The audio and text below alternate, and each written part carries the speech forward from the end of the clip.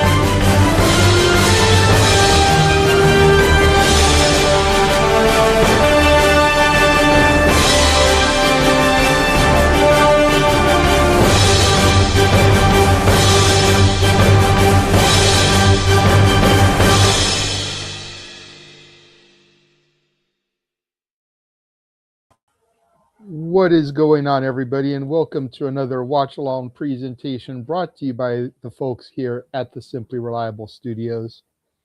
It is I, the Renegade of Wrestling, here, joined tonight by the Canadian King of Food, Nick Ferrante. Nick, how are we doing tonight? Oh, buddy, we are grooving and moving, and even though I'm Avatar man, we are moving. We are heading towards a dream. I have a dream. We all have dreams, good sir, and yes, quite a few are turning into reality here as of late. So make sure you guys are locked in, are tuned in, and are following, as always, the Simply Reliable Studios at SR Studios 2024 for all the latest updates. While the Triller feed shows us a highlight of last night, let's go ahead and run through some of the others real quick. Make sure you're subscribed to Rage of Wrestling on YouTube. Walter is trying to get to 300 subscribers. If he can get there by SummerSlam, him and his wife will be doing the Hot Wings Challenge. He still needs roughly about 50 subs to get there. So subscribe if you're not already. Noah Foster, the Simple Man, at nfoster1916 on YouTube and the X. The sometimes host of Shenanigans when I am unavailable, and the host of Simply Predicting. Make sure you follow him there. Of course, myself, the Casa D18 Studios, Casa D18 Studio on X, no S at the end there. Make sure you're following and subscribed. Our Canadian friend, Ash, the batty one, with her New Japan speciality. Follow her at Batty for Wrestling, and then subscribe to Rangers of Wrestling for Datilla.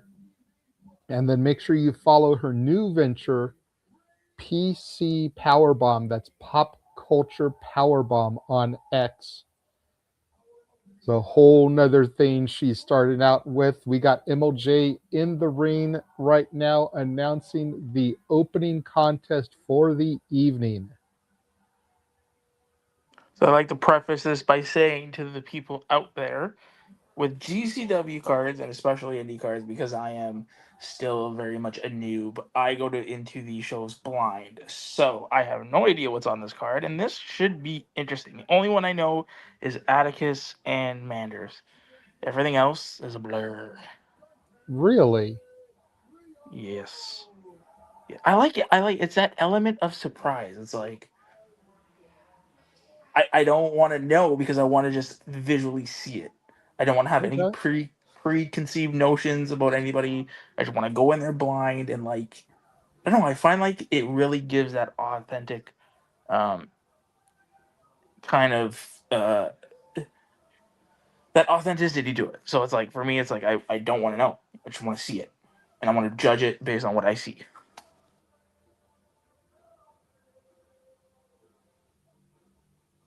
Okay, I don't know who this is coming to the ring. They haven't showed a tag for him yet, but he's using El Generico's old theme song, Bouncing Souls Olay. What a And that's guy. awesome. This is an impromptu matchup, as GCW is known for doing.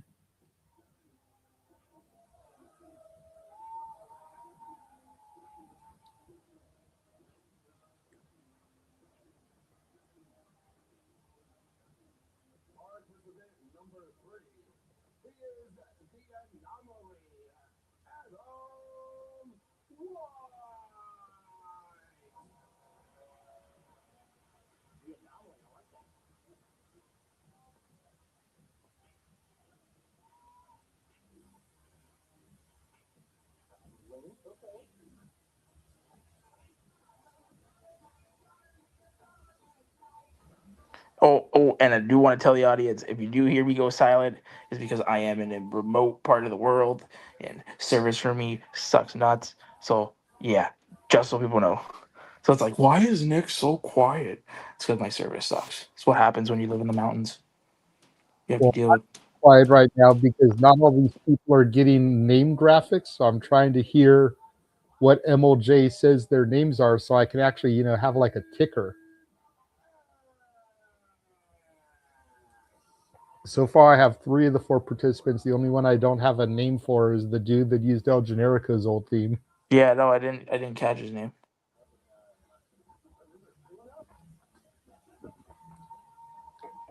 I know who this is without a name tag, Junie Underwood.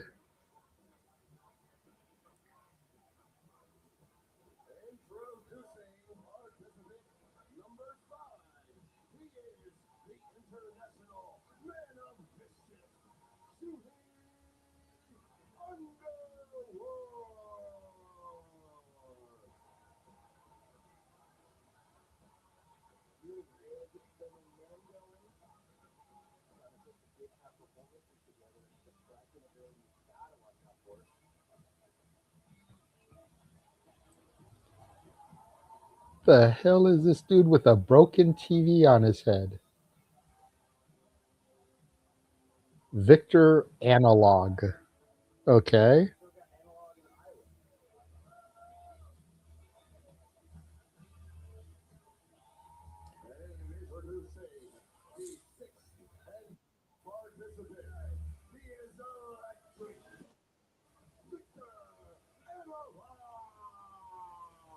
All right, so I've got everybody's name except for the one dude.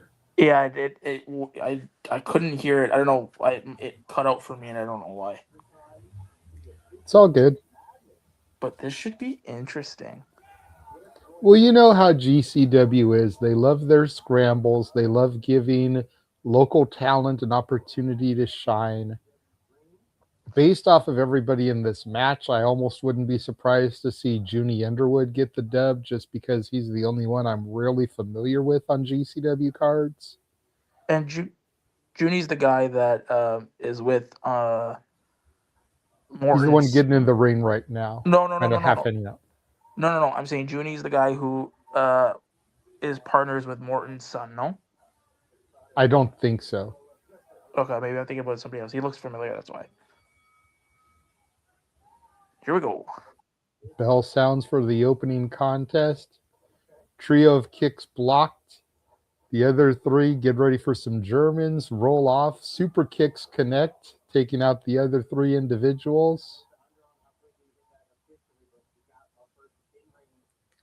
Dante, Junie, and Gavin Ash now still in the ring. Dante with a waistlock on Junie Underwood. Junie crawls through the legs, pushes him into Gavin Ash. Nice quick roll up, gets a 1 count. Does Junie. Roll up there by Gavin Ash, gets a 1 count as well. Trips the legs, does Junie, gets a 1 count on. This is all going way too quick, and we have a bit of a stalemate here in the early goings. Junie I was with gonna the say, made you look, and now some arrogant strutting and posing. Pop-up facebuster and a super kick from Junie to Dante. Here comes Gavin Ash as he struts and poses. Junie charges in on Gavin Ash. Ash goes up and over, flips through. Nice jumping kick into the corner. Roll through. The punt kick takes down Junie Underwood. Running shooting star press. Hook the leg. Gets two, does Gavin Ash. Oh no, only a one count. Looked like a two from my angle. it looked like two. Adam White in now, sending Gavin Ash up and over. Here comes the dude we don't know, so I'm going to be quiet, see if I can hear him say his name. Blake Cooper. Thank you, MLJ. Got that MOJ, man. This is a very fast-paced match. I like it.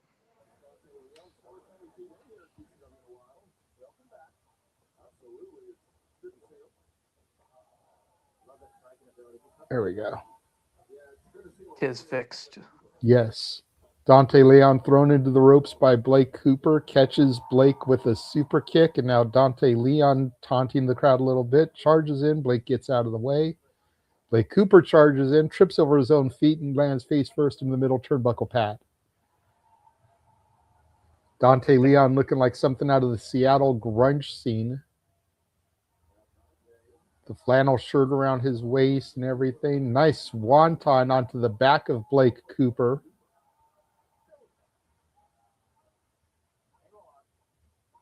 And here comes Victor Analog. Great name.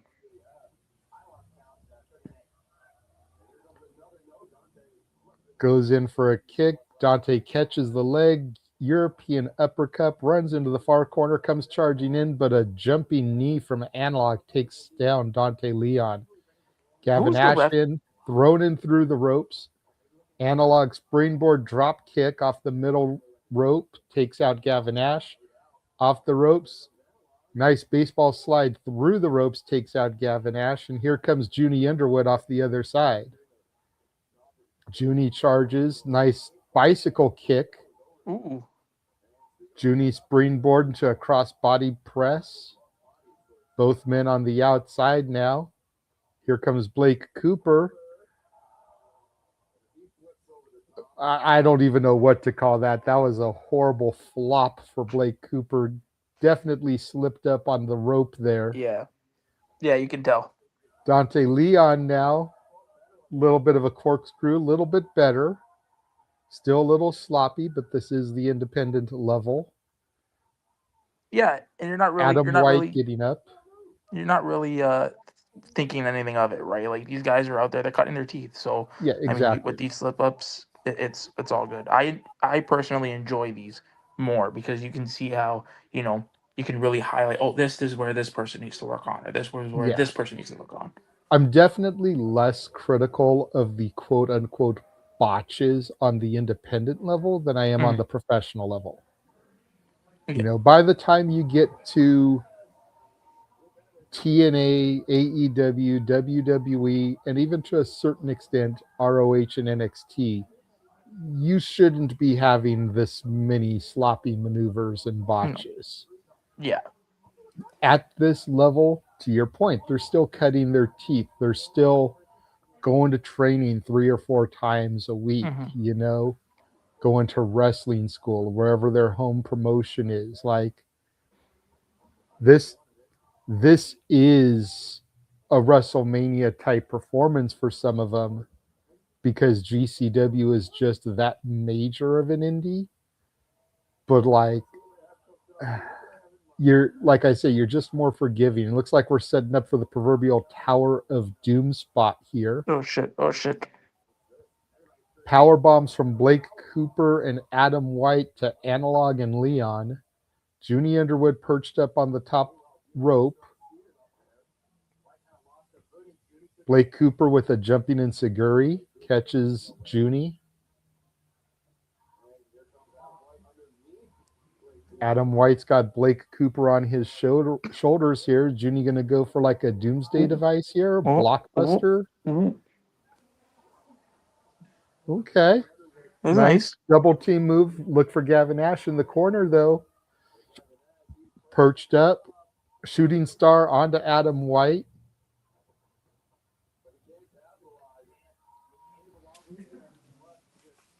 Who's the ref in the match? I always forget his name, but it's the dude that I always say reminds me of Josh Barnett. Mm-hmm. It must be hard for a ref to call like this kind of action. This many people. Unless it's something they're used to, and thankfully GCW, like we said, does these scrambles often enough. Like, Analog and Underwood trading chops on the ring apron here. So I think a lot of the GCW refs are conditioned to it because, they do these like every show. But if it was like a WWE show where you don't get these type of scrambles frequently, especially ever since they did away with the cruiserweight title, like it might be a little bit harder for a Jessica Carr to officiate it. You know what I mean? And she's on the major levels. She's in a major company, but they don't do these matches that often. Mm-hmm. It's like you get a chamber match once a year. And even that's not a scramble because it's timed intervals. It's not everybody going at once until the last pot is opened. And by then you could have already had a couple of eliminations, so Destroyer from Gavin Ash to Adam White. Double clothesline, both men down, center of the ring. Analog and Cooper up on their respective corners. 450s from both men. Hook the legs. 2 count on both, but Junie and Dante come in to break up the respective pinfalls.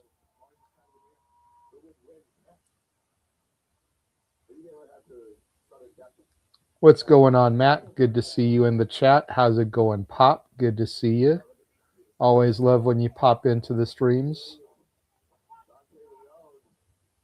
Dante Leon and Junie Underwood now. Junie with a nice Snapdragon suplex there.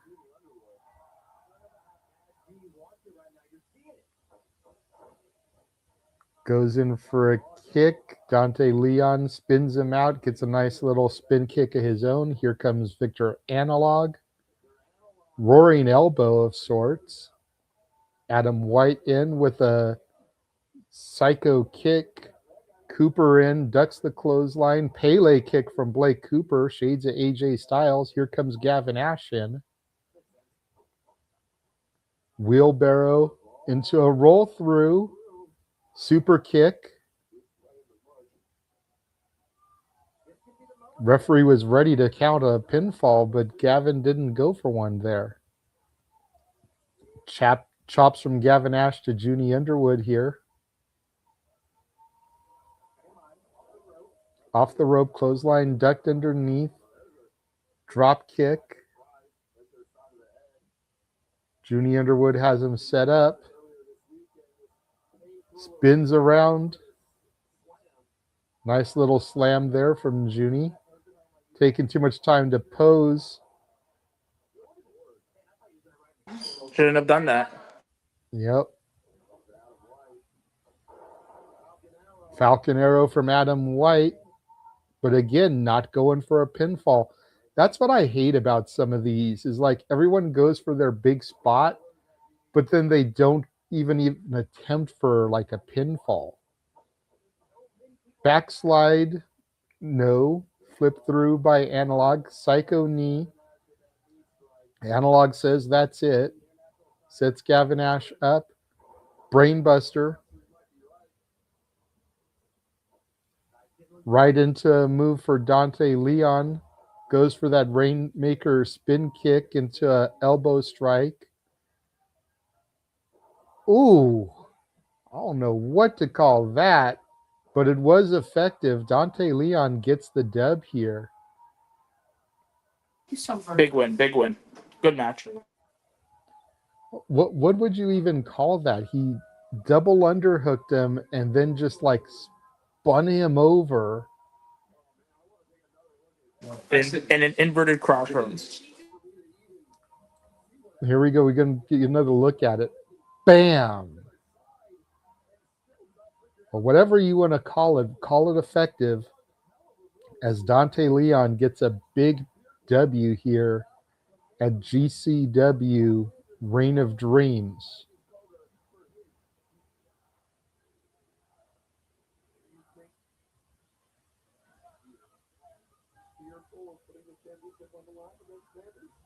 Now we're taking a look last night at Gateway to Death. Vandal 48, Atticus and Otis Cogar taking on the Cowboy Way, Tommy Shire, and the one called Manders. Of course, Atticus will be defending his title against Manders tonight. Tommy Shire going to be going one-on-one with Otis. So this match was all about trying to soften each other up for the big show tonight. Manders with that lariat to Atticus, hooked the leg, got a 3 count on Atticus ahead of the match here tonight. Yeah, and then if you go back on to one called Manders' tweet, his arm is messed apparently. Well, they're not called vandals for nothing here. Taking a look at the beatdown, the arm through the chair, Atticus with a little curb stomp to it. And now Otis just slamming a chair back onto the other chair that had his arm grapevine. Here's all the baby faces basically trying to chase Vandal 48 out of the ring. I like their shirts, the We the People with the American flag.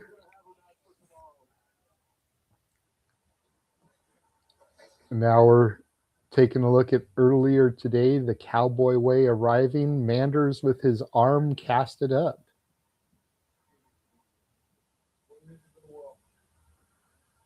Yeah, and that goes back to what I was saying. Manders, he put out a tweet yesterday saying that his arm was mangled, but that he was, even though he was not cleared to wrestle and everything, he's still gonna go ahead with this match tonight. So Well, I mean, this was his that brass GCW World ring. Championship match is gonna be a banger. This is his brass ring cash-in. Like, he really wants to try to take the title off of Atticus. And you know what? I can see Manders being a world champion for GCW. Like, it's not out of the realm of possibility. You know what I mean? You know how, like, you see Well, some yeah. people in.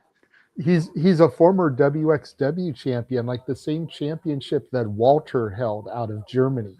Manders has been that champion. Yeah. So And I him feel like he'd being be a GCW great brand. champion would not be far-fetched. No. And he'd be a great ambassador for GCW. But is now the time. You know, Atticus has only been champion since November. Is now the time for him to lose it with everything that the Vandals have been stringing together? I would say yes because of the injuries to Napier and to an extent Otis, right? But Because, Otis is back. Like, Otis has I been don't know. wrestling all weekend. Like, Christian is out indefinitely. Otis was just banged up after that cage match with Tremont from Vegas and has since been cleared and is back wrestling. And as good as Napier is, as much as Napier adds, the majority of the heat with the Vandals is between Atticus and Otis and the whole GCW roster. So if Otis was out, I could understand it. But with Otis being back and cleared, man, I don't know. Like, I don't think it's time for Atticus to lose it. He's been doing too many good things, even as a heel with that title. I don't think it's time for him to lose it yet.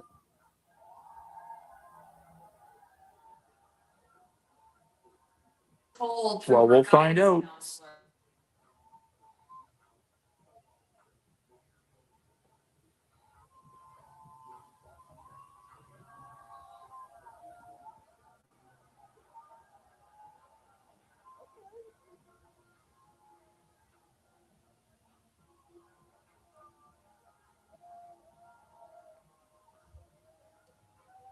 Got Leon Keane coming out right now to take on Jimmy Lloyd. I know absolutely nothing about Leon Keane.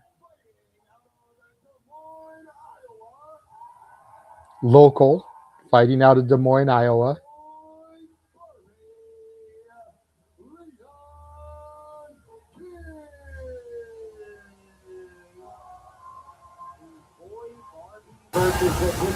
The Boy Barbie, Leon Keane.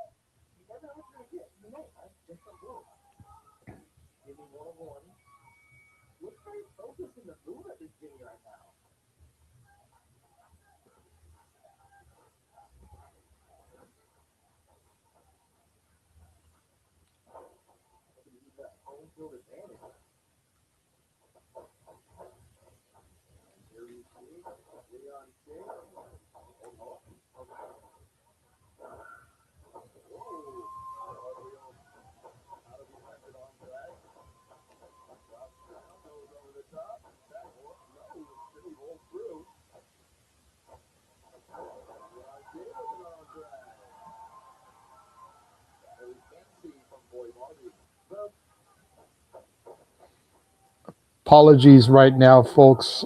If I'm a little bit quiet, I'm trying to put out our tweet. Yeah, sorry. And then sorry about that, folks. We are multitasking while we do this. This is why the SRS Studios is the where it is at, because we don't just do one thing. We juggle all the things. All the wrestling, damn it. All the wrestling, damn it. Yeah. Yeah, I mean, we always kind of harp back on it, but GCW is kind of where we got our start, right? And it just the things we've been doing, we're growing, We have 100%. right because you guys, our first event that we called was what, Joey Janela's, Yeah. Joey right? Janela spring break last year. And that's where, for people who want a little bit background about us, while we're getting in this match in, GCW is where we started, and we're slowly but surely climbing that ladder of success. I don't know if I'd go as far as to say that GCW is where we started, because I know we had done a couple of other indie shows prior to that, mainly Mission Pro Wrestling. We had done the show where Izzy dethroned Tiffany Nieves for the Mission Pro title. I believe that was before we kind of really jumped headfirst into independent wrestling. But that show is definitely what kind of like launched the weekly, if you will, independent wrestling coverage for us. Prior to that, it was like if there was something major that we thought was about to happen, we would do the show just because we felt like it needed the coverage. Which, to the point, is why we did Spring Break 9 in the first place. Sabu's final match. That was going to be historic.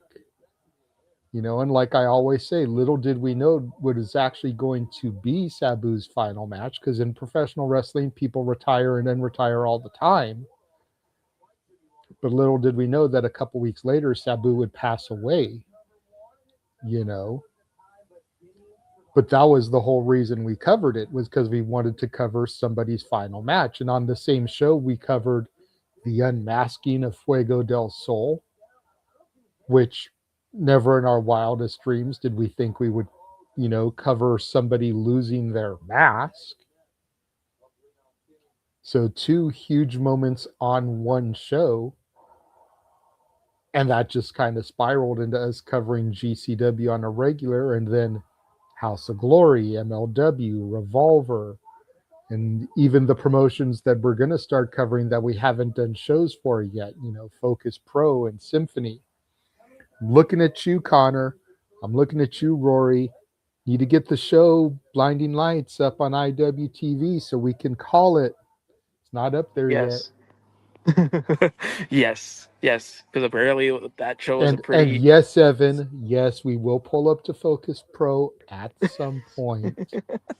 I appreciate the little comment that you put when we asked where we should pull up next. Oh, you saw that? It's not a matter of if, it's a matter of when for both of Yes. y'all. And Yeah. just like that, apparently this match is over. That was quick. Leon Keane with a surprise victory here. Look at this again. That jumping stunner was enough to put away Jimmy Lloyd. Yeah. Okay. It's all right. It was. I feel a little bit bad because we gave this match like zero coverage and calling moves and everything, partially because I was putting my tweet out and then, giving people a little bit of history on how we started doing this. I did not expect it to be that quick. Jesus. Yeah. That was quicker than most matches we see in GCW. Could maybe have been something wrong. Maybe they had to call an audible, go straight to the finish. Maybe. I didn't see anything. John Wayne Murdoch and Anakin Murphy last night from Gateway to Death. Little highlight package.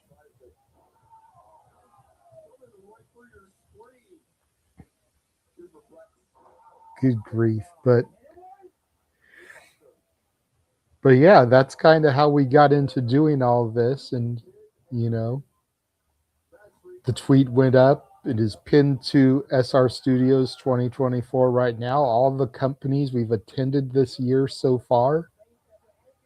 Be on the lookout for us to start pulling up to more companies as, they come to cities near us. Are you going to Greektown, sir? I know there was talk about you going to the next Greektown show. Are you going to that? Oh, Nick, talking to you.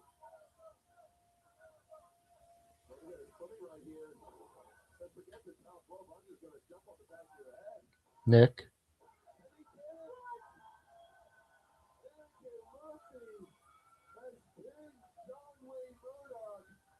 Oh, Nick.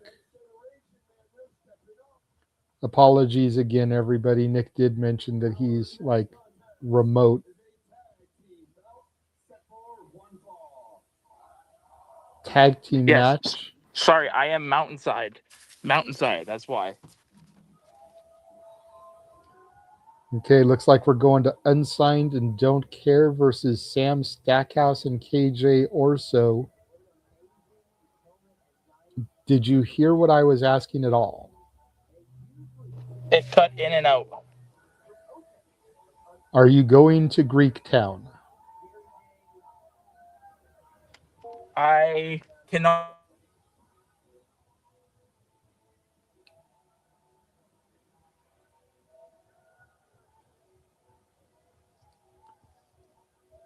Do you know something I don't know there, sir?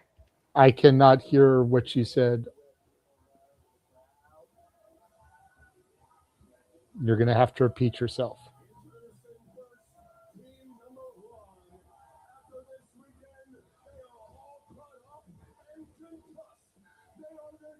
Nick.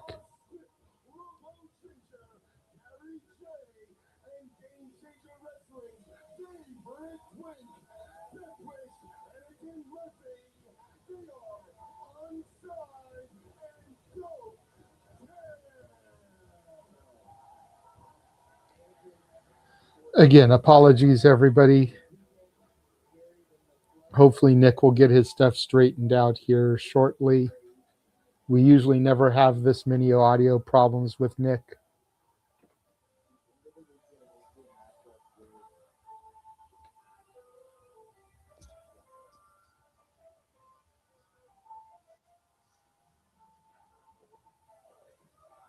Hello? Hello?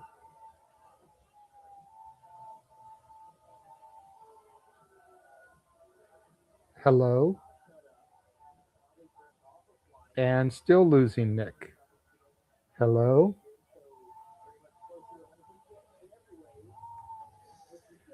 This is irritating, guys. I apologize. There's reasons I don't do these things solo. So I'm always trying to multitask and keep the Simply Reliable Studios running.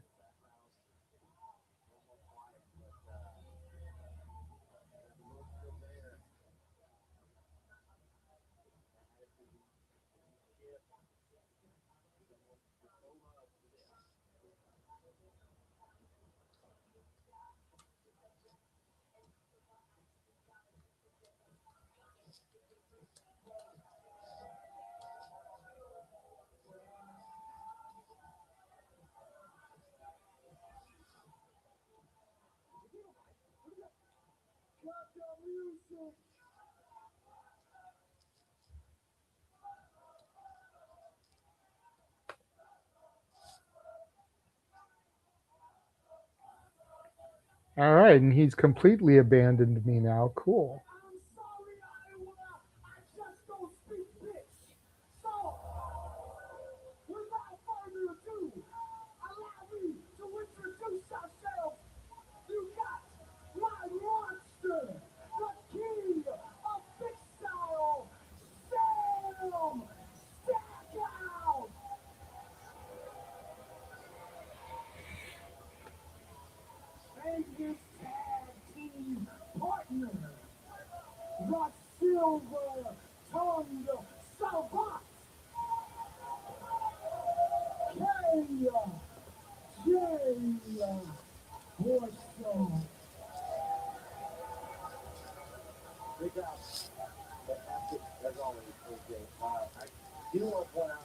As soon as any insinuation that Gary J was a bitch, he immediately started looking at his imaginary clock. What? Anakin cop though. You're ready to fight with. As I was saying, looking to hit KJ, and that dude not saying calm down, but Stackhouse using that side immediately on Anakin, now on Gary. Gary J to the outside, and KJ begins an onslaught on Anakin. That back is a mess right now. You see what they did? A nice heavy Iowa breeze to cut that back over. AJ doing everything he can, forcing that upper back into the top turnbuckle, taking that breath away from Anakin. Now AJ catches Gary on the apron, back to Anakin. Well, 100% there, Safet. I love Stackhouse's one-man gang outfits ever since turning heel. Yeah. I'm so ready to see that, but back to Anakin.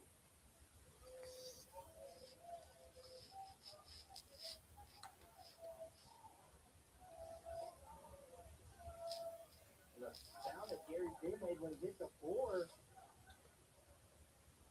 We've seen this before. It did not go great.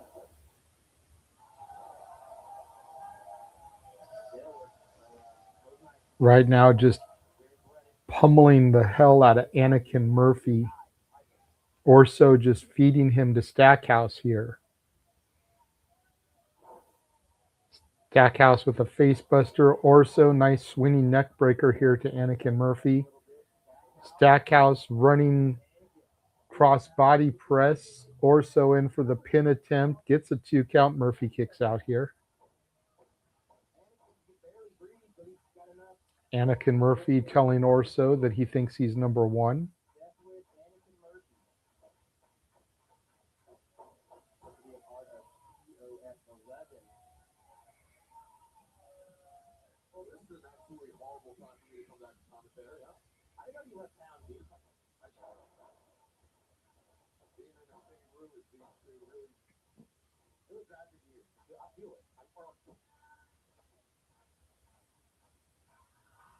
now, just hoping that Anakin works and tap into what he brought last night. It's the top. How sweet it would be. Thank God. What? Dude, I don't know what's going on with Nick's connection, but like he was here for the first couple of matches and then he started getting choppy, service getting nervous, completely disappeared on me. Oh, and now he wants to come back. Now he wants to come back. Nick, can you hear me? Nick, can you hear me? This is the part where you talk, Nick. Somebody pull his string. He's not talking. Nick, can you hear me? And now there's two Nicks. Do either of the Nicks hear me? Papa, can you hear me? Somebody shove their hand up his ass and, make him look like he's talking. Nick. Can you guys hear me now? God Yeah. damn, yes. Yes. Can you hear me? Can you hear me? Oh my. Yes.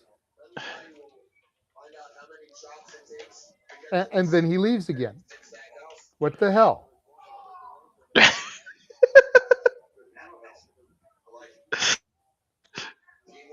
Hello? Guys, I swear to God, we're not trying to do a comedy bit here.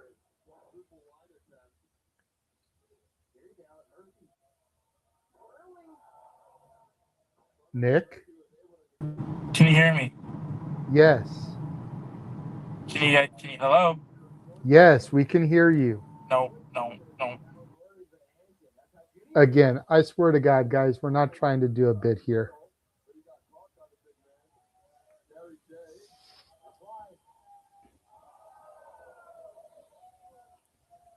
Again, I feel like we're doing a huge disservice to this match because we're not calling the action. We're worried about if Nick is here or not.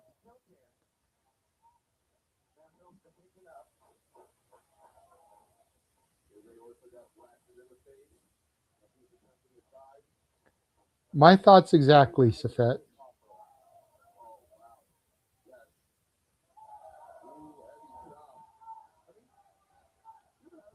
Right now, Gary J in there with KJ Orso, just lighting him up in the corner.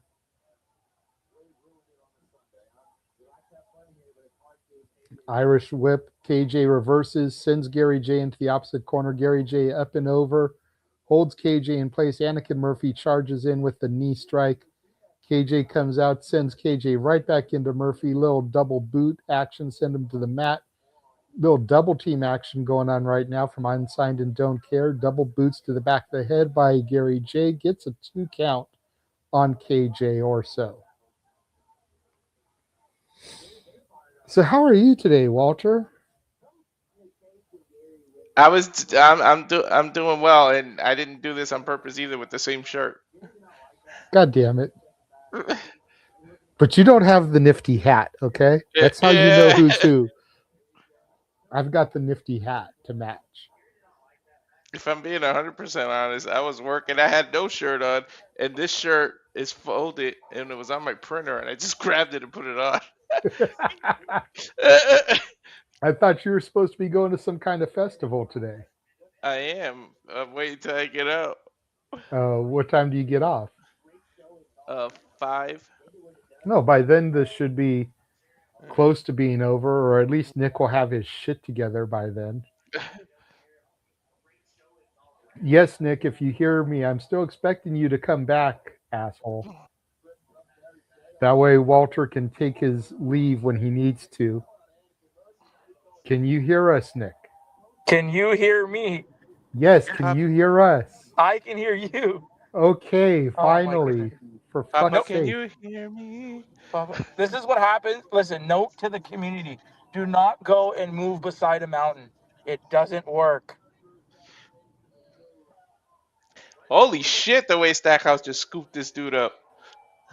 The character assassination into the Rikishi driver, followed by another character assassination from KJ, gets the victory.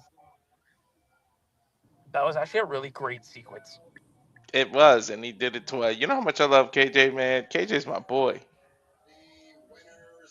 Uh, I don't know what that says about me, but why do I always love all the heels? Dude, it's the same. I've always been a. The heels are more entertaining more often than not than the baby faces. Case in point, Hangman Adam Page. hmm How much better was he as a heel than as a face? Yeah, I told you guys growing up that people made fun of my favorite. One of my favorite wrestlers growing up was Rick the Model Martel. It was just something about him. So my wife said she likes the heels because they're the morally gray men. That's a fair shout. Every woman, she said. That's a fair shout. And the best villains think they're doing the right thing. That's what hmm makes villains compelling. Thanos was trying to save Earth by cutting some of the population so that we had more than enough resources for the other half. At its core, that's not a bad line of thinking, and it would have worked, Right? That would have been a very, very green Earth. right? JJ, my wife is looking at you with side eye, saying, "What?"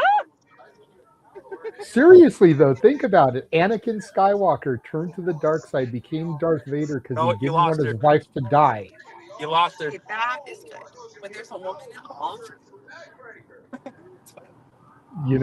It's all accurate. Like, say what hmm you will, but it's accurate. Anakin just wanted to save his wife from dying during childbirth. that's fair. hmm That's fair. So, honey, tell me about the morally gray men in the books you read. Oh, shut up. Feeling.booked on Instagram followed Nick's wife. Who? Who? Me.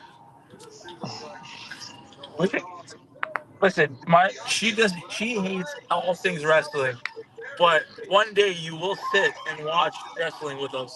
I have. No. Took me wrestling. That's true, I did.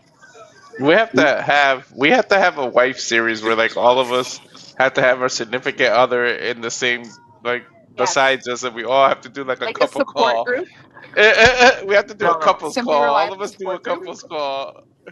No. That It's would not be a simply hilarious. The wags. the Noah would wags. just have to have his case about due next to him instead of a person.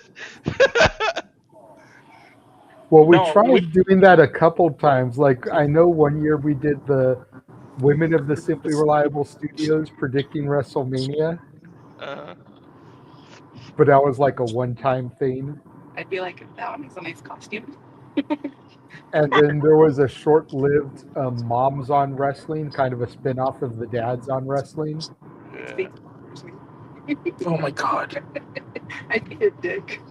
Yes, you would be an absolute dick. You'd be like, this guy's face is weird, or her hair is done up wrong. Well, if the proper amount of people subscribe to me, at least I could do the hot ones. That's enough of her being on the camera with me.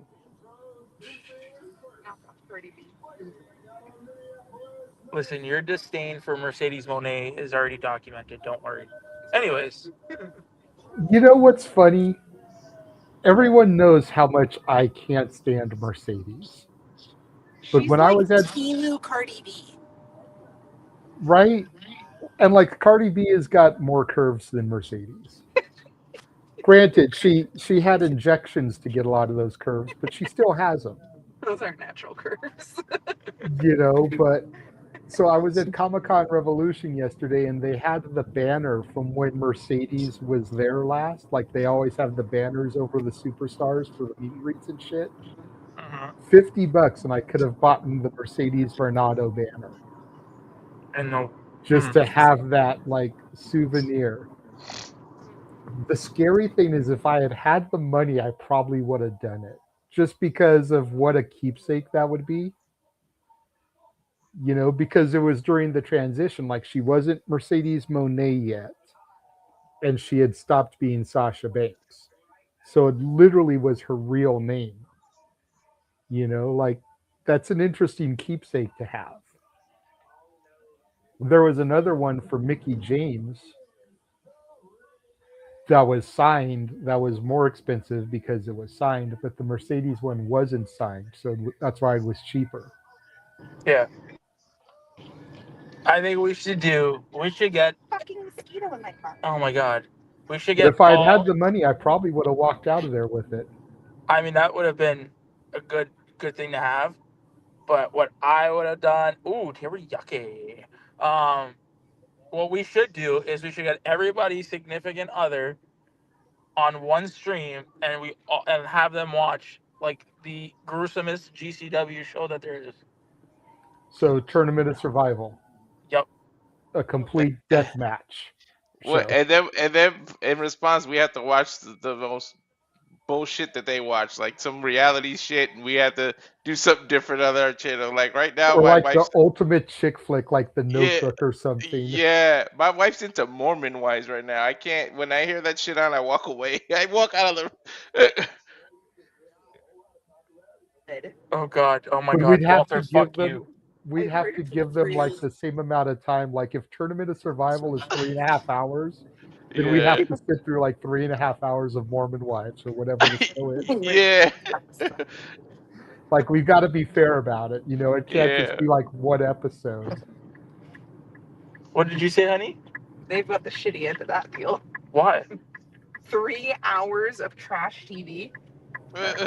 Well, but to you guys, watching a tournament of deathmatch wrestling would probably be trash TV. So hmm that's where it's fair and it's trade-off, you know.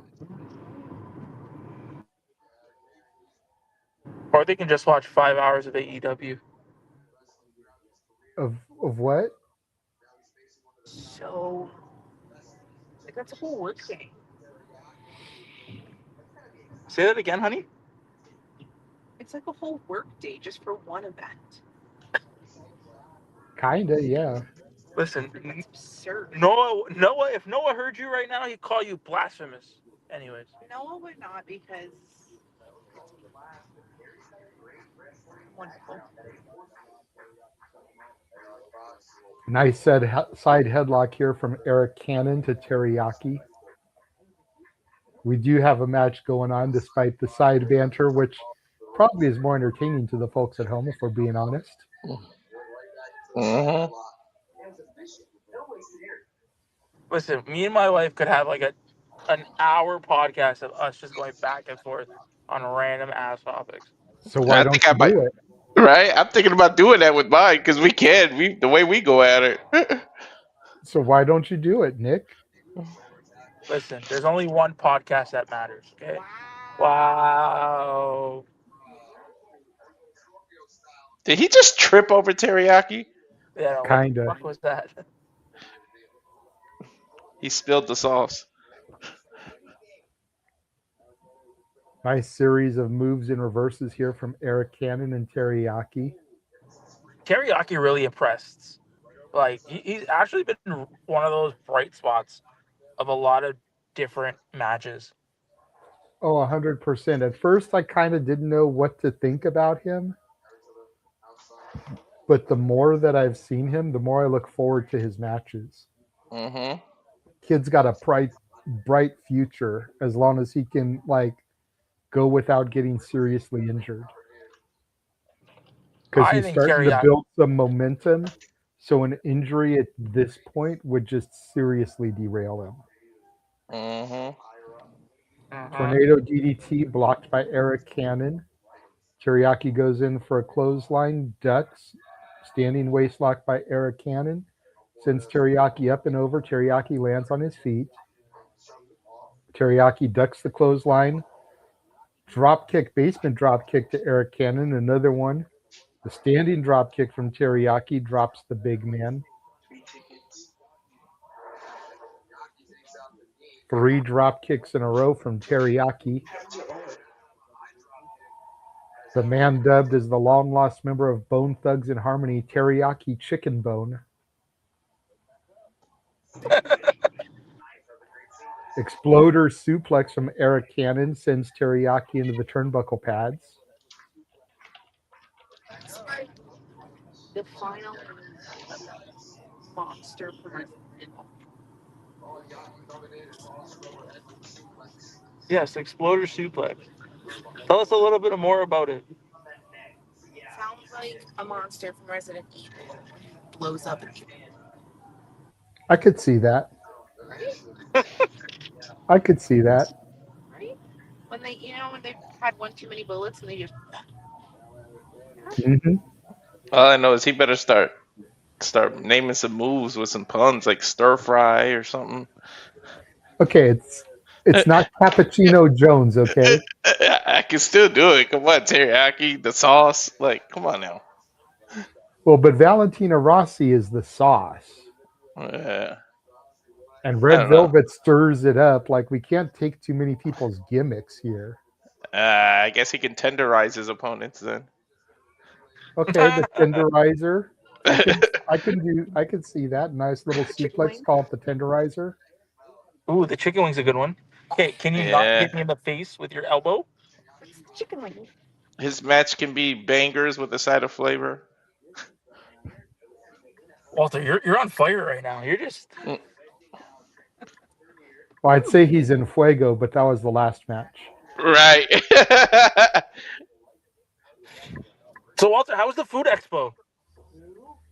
I haven't gone yet. I'm going in a minute. Yeah, he's going after. He's on work right now, so once he gets off his shift, then he's going. Apparently, I discovered that when you were having your technical difficulties. That's why he was able to come in and save me. Listen, folks, this wouldn't be Simply Reliable Studios if one of us didn't have tech issues. Well, look, but the shenanigans are supposed to be Saturday night, okay? Right. Not on Sunday afternoon. It's a long weekend. This is accurate. I legit came home and took like an hour and a half nap after returning the rental car. I was so exhausted. I didn't even know it was a long weekend till Friday. When I was like, I'll see y'all at work on Monday. And they're like, what are you talking about? And I thought like, Memorial Day was next weekend. Is this Monday? Is tomorrow? What? Tomorrow's Victoria. Well, no, we have Victoria Day. Oh, Because I was remember, gonna they're say. Canadian, eh? Yeah, we're Canadian, eh? Queen Victoria. Yeah, we have Queen Victoria. We have to celebrate that bitch. I still want to see a podcast of Ash and Nick talking and then animate it like South Park so the Canadians have the flipping heads like Terrence and Phillip and everything. I just think that would be hilarious to see an animated podcast of Ash and Nick with the Canadian flapping heads like South Park and shit. Oh, the ideas that we have. We just don't have money for animation. Which is why, to the people out there, if you'd like to sponsor the show, do so. Right? Super chat, PayPal. Especially some food companies can sponsor Nick at least. Yeah. Remember how I messaged that I did something bold and to like pray? I haven't heard back yet, but I actually messaged Republic of Lucha, the lucha store ran by the Penta and Ray Fenix, the Lucha Brothers, to see if they'd like to sponsor us.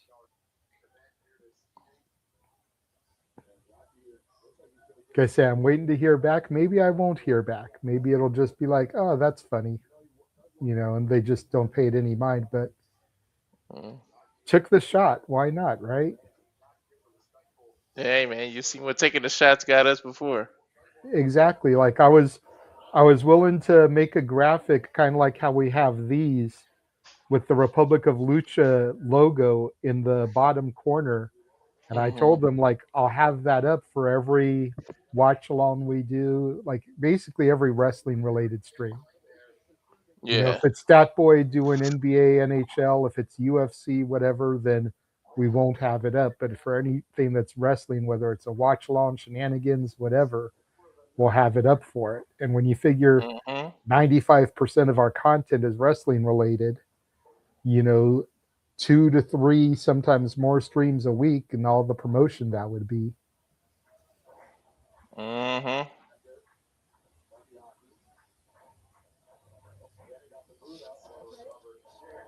This is why I say choo choo Chugga chugga chugga chugga chugga chugga chugga chugga choo choo.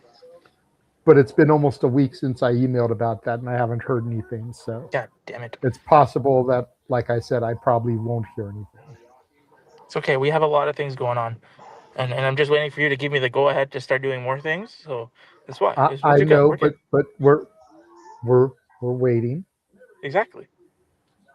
Did he? Teriyaki gets the dub here over Eric Cannons. Look at this again. Oh. Springboard DDT off the top. Scored the pinfall there. Dude, Mm-hmm. the one thing about the indies that is so exciting is like some of these moves that they're doing that these young kids are trying to attempt. They actually they're pretty sick moves. Mm-hmm. Mm-hmm. Like Teriyaki, that finisher that he has, The I could never do anything downside, like that. the downside though, the counterpoint is that a lot of these moves take forever to set up. Like that super acid bomb that Bustah and the Brain do. Mm-hmm. That takes forever to set up to make sure that Alec is in position, balanced right. And it's like, okay, you expect me to believe that whoever is so worn that they're just going to sit there for 15 minutes while we get freaking posed and ready for this shit? Oh, my girl, Vipress. Yeah. Stapled Allison Kay in the hoo-ha with a staple gun. And she didn't even have a baby. That's one way to get a free piercing. Right? Honey, if I said I'd give you $1,000, would you get that move? Some girl hit another girl in the hoo-ha with a stapler. Fuck no. See? Not even for $1,000? Fuck no. I love how quickly she said that too. She was like, fuck no. Mm-hmm. No. 2,000. No. Wow. No. Power driver through the glass. 1, 2, and 3. Dude, some of the women out there nowadays, that are like the deathmatch wrestlers, you gotta give them so much credit. Like, again, like Vipress, Vixen, Vipress is the top notch. There's no and like she's badass. Gabby Forza, like Gabby is one that I'm going to reach out to for a potential interview once we get caught up here. yes. Angel Metro, like the girls are putting in work on the independent scene.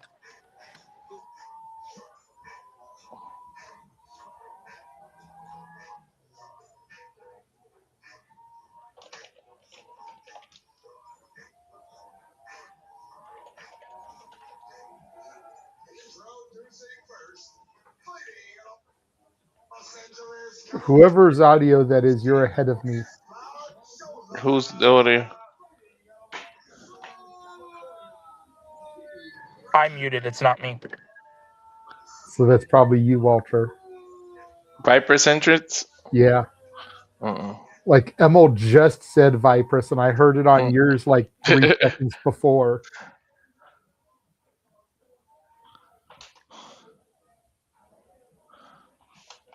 Vipress has just got Emil to lean like a cholo. And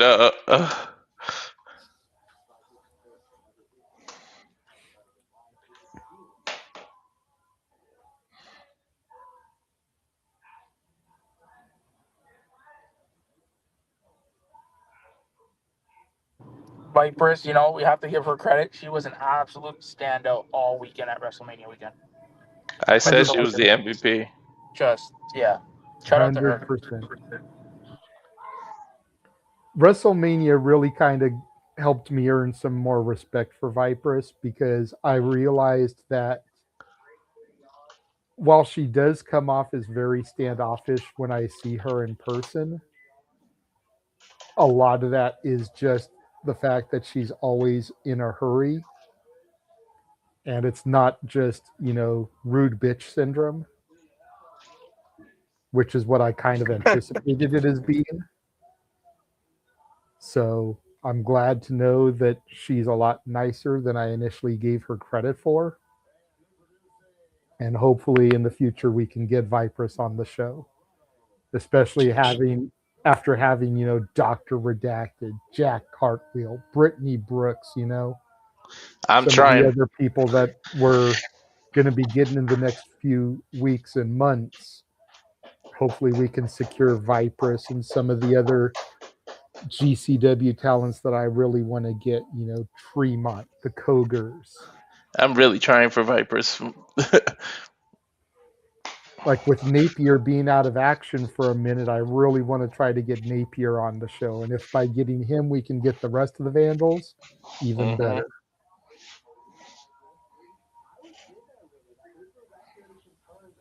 Orin Veidt versus Vipress here. Vipress, of course, is going to be in TOS in a couple of weeks. Nice side headlock takedown from Vipress.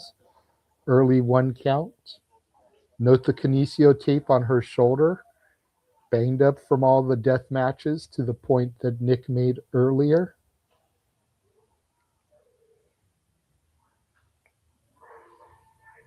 Going for the Greco-Roman knuckle lock. Vipress sweeps through, sweeps the leg, goes for a pin attempt. Quick kick out. Orin Veidt trips the leg, gets a 1 count on Vipress. Nice sunset flip into the roll through. Quick pinfall attempt by Vipress, gets a 1 count. This is basically everything you would expect from like a cruiserweight lucha match in the early goings. Quick pinfall attempts, counters, reversals. Both participants trying to assert their dominance, and Orin realizing that Vipress is a tougher bitch than he probably gave her credit for. Yeah, she definitely is a tough cookie. She Again, just rolled him up like Midsection. 3 times. See, but after realizing that, you shouldn't be sitting here taunting the crowd after just a kick to the midsection, because Vipress now back up to her feet, charges in, goes for a monkey flip. Orin catches her, perches her on the top rope, but Vipress gets her boot up. Nice takedown there from Vipress. Charges in, wheelbarrow into an arm drag. Nice.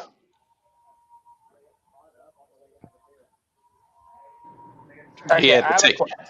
I have a question Yeah. for you guys since we're watching GCW. Tope Suicida to the floor from Vipress, but Orin catches her. Now has her on her shoulders. 1 second, Nick. We'll get to that question. Let me see what Orin is going to do here. Looks like a Drops Death her Valley onto driver the position. ring apron. Hardest part of the ring. She just splats and then falls on the floor. And now No Orin bueno. looking under the ring for some fuckery, as Emil calls it. Go ahead. Try to get your question in real quick, Nick. Would you guys introduce seeing like a Vipress and like some of the real cruiserweight looking guys in GCW? Would you introduce a cruiserweight title or like No. or like a featherweight title kind of thing? No. No, because you don't want to saturate the company. One of the biggest complaints fans have about major companies are too many titles.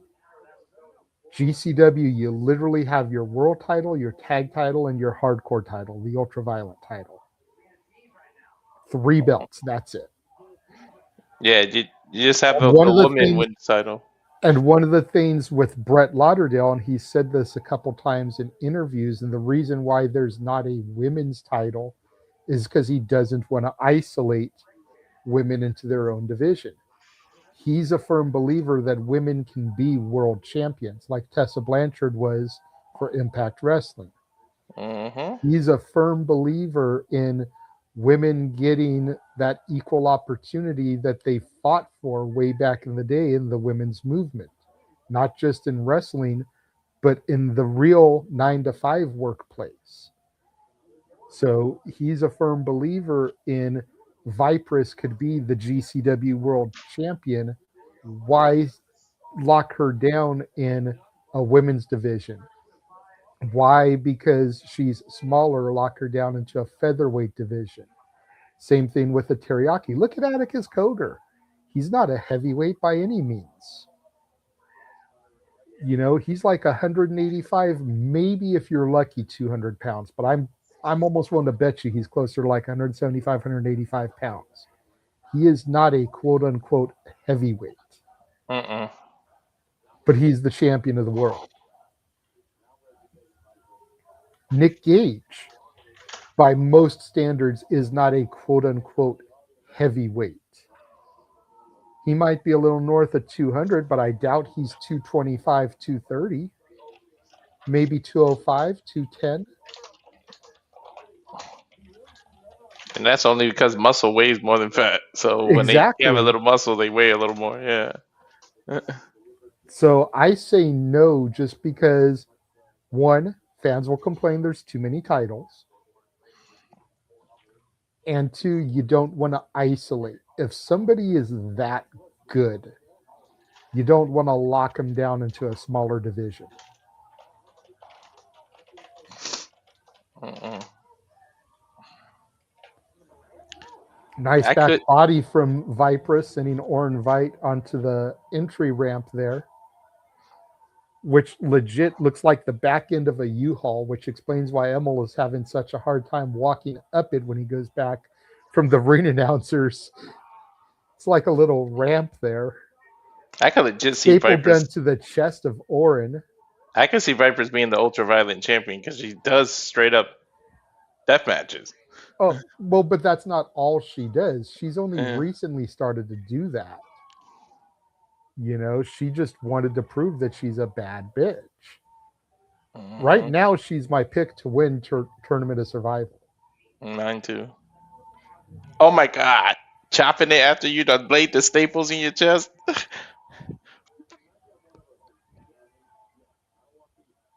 Oh! Another staple to the chest. I think that was the nipple, dude. I think she aimed straight for his nipple. Another free piercing. The hands of Vipress. Let's see if she tries to give him a Prince Albert. Mm-hmm. And if you don't know what a Prince Albert is, and I'm not talking about the wrestler, I'm not going to describe it for anything less than a $20 super chat. Don't Google it because you might have to erase your freaking browser history. Right? And JJ will be in depth about it of what it is. For $20, I most definitely will get in depth. But now Orin Veidt stapling Vipress in the hip, the back, the leg, trying to slow the freight train that is La Chola down.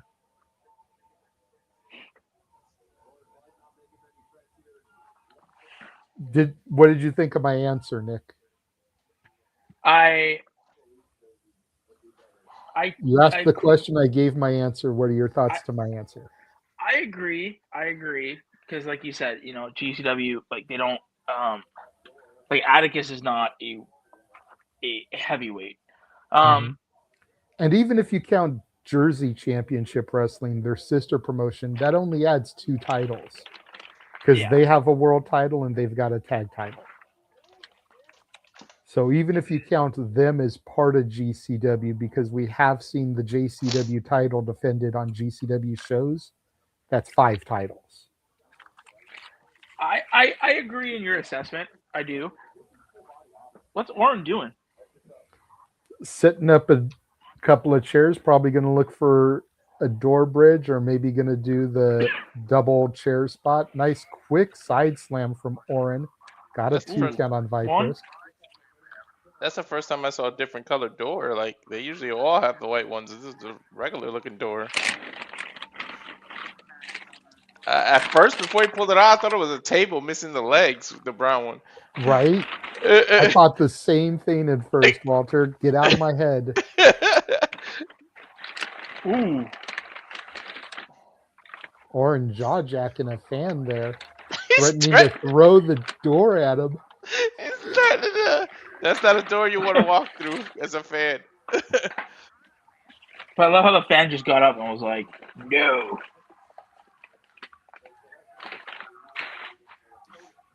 He's going to do a double bridge, isn't he?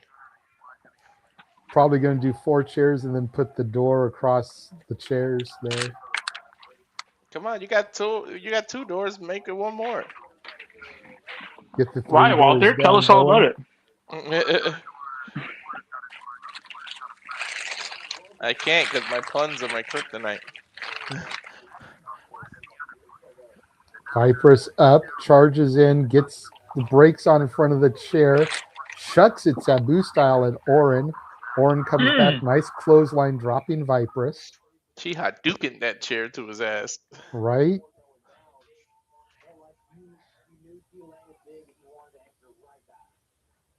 The funniest part about watching Vipress online is teasing the other girls that she wrestles and which ones she's going to make out with during her matches. Yeah. My answer to that every time she says that is just yes. Orin and Vipress throwing forearms back and forth. And you can tell Vipress has really come up the ranks at GCW because when we first started wrestling, she was the type of girl that would only get booked on the local loop. You know, she'd get booked on like Cali, Arizona, New Mexico, maybe Vegas, Nevada. Now she's doing Iowa, she's doing St. Louis, Missouri. She's going with them to Germany and Milan, Italy. Like they wouldn't be taking her to all these things if they didn't see something special in her. Because to the point earlier in the local talent with the scramble, like we've seen Gavin Ash before, but usually when they're only in the Midwest areas like this. We've seen Junie Underwood before, but usually only when it's in the Midwest areas like this. Like we've never seen Junie Underwood in, you know, Los Angeles. We've never seen Junie Underwood in Arizona. You know, you don't see Junie Underwood in like Florida, but you'll see him in these little loops because he's close enough that, you know, he can do the drive there in a few hours. You know what I mean?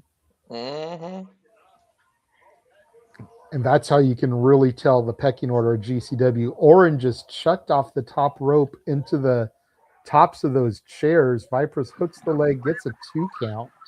That must fucking hurt. Trust me when I say it does. Bro, everything hurt. Running off the ropes hurt. Look, everyone knows I used to wrestle. One year it was my birthday, and my buddy told me, he was like, look, ooh, Jesus, driver through the seats of one of those chairs onto Vipress by Orin. One year my buddy told me, he was like, look, either I can sock you once for every year old you are, and I want to say I was like my mid to late 20s. He's like, or Death Valley driver from Vipress to Orin through one of those doors, has him set up, another Death Valley driver through the other door. Vipress going full on Hulk here, treating Orin like his name is Loki. Stuffed pile driver, hook the leg. There is 3. Lachola gets the victory. That's what I'm talking about. But he was like, either I can sock you once for every year old you are. And like I said, I was either mid to late 20s. It's like, or I can crack you over the back once with this PVC piping. I took the PVC piping because I know how hard that fucker hurts. And the PVC stun, but it wore off a lot quicker than his punches would have. Especially since I still had to wrestle. Yeah, that sounds like a fucking pill. So, Vipress must be on like a 5-6 match winning streak. When do we start talking about Vipress challenging for the world title or the Ultraviolet Championship? I'm saying it. She's a future champ. I'm telling you. I'm saying it right now, dude. And Walter's already echoed my sentiments that she is his pick for TOS. She's my pick for TOS. She's going to win TOS and then get a shot at Tremont for the Ultraviolet title, probably at Homecoming. Which that'll be August, I think, in New Jersey. So that'll be about 2 months after TOS, but it'll give them time to build story up between her and Tremont. You know, I think that's perfect. And Tremont, I don't think this reign for Tremont is going to be as long as the last reign that he had. I think Tremont is just going to put Vipress over. Yeah. So that is my prediction, and you're hearing it right now, May 17th, 4:19 p.m. West Coast. Sorry, Walter, if I had held off a few more seconds, we could have said at 4:20. But Vipress is going to win TOS, and then she will be the one to dethrone Tremont for the Ultraviolent Championship. Mm-hmm.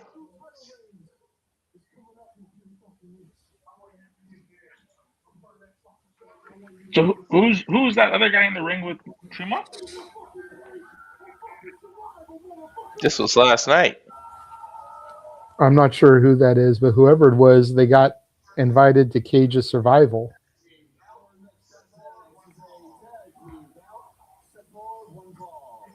One fall.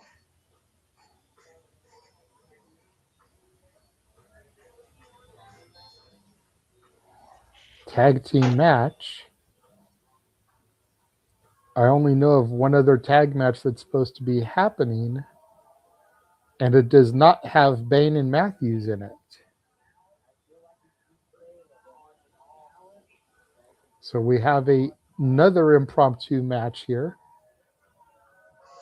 We always get a couple.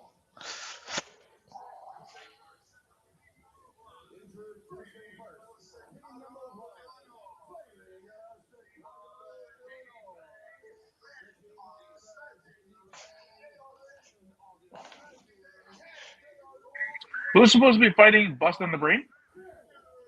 Beardozer. Bear Bronson and Matt Tremont. I love Emil's Bret Hart shirt.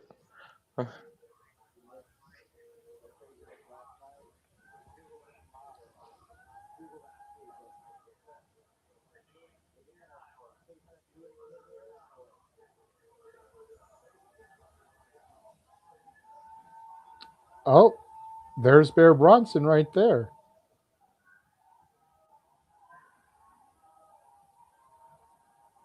I can't believe this dude was kissing dude. That shit was hilarious. Look how they all carefully walked down that U-Haul thing you were talking about.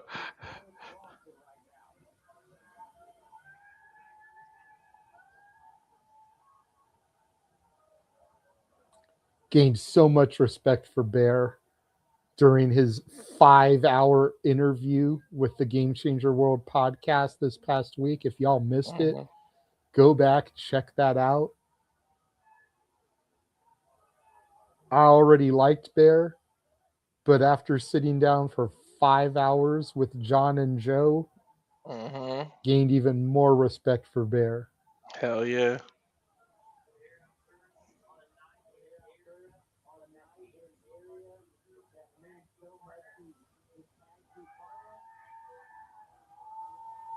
And here comes Tremont.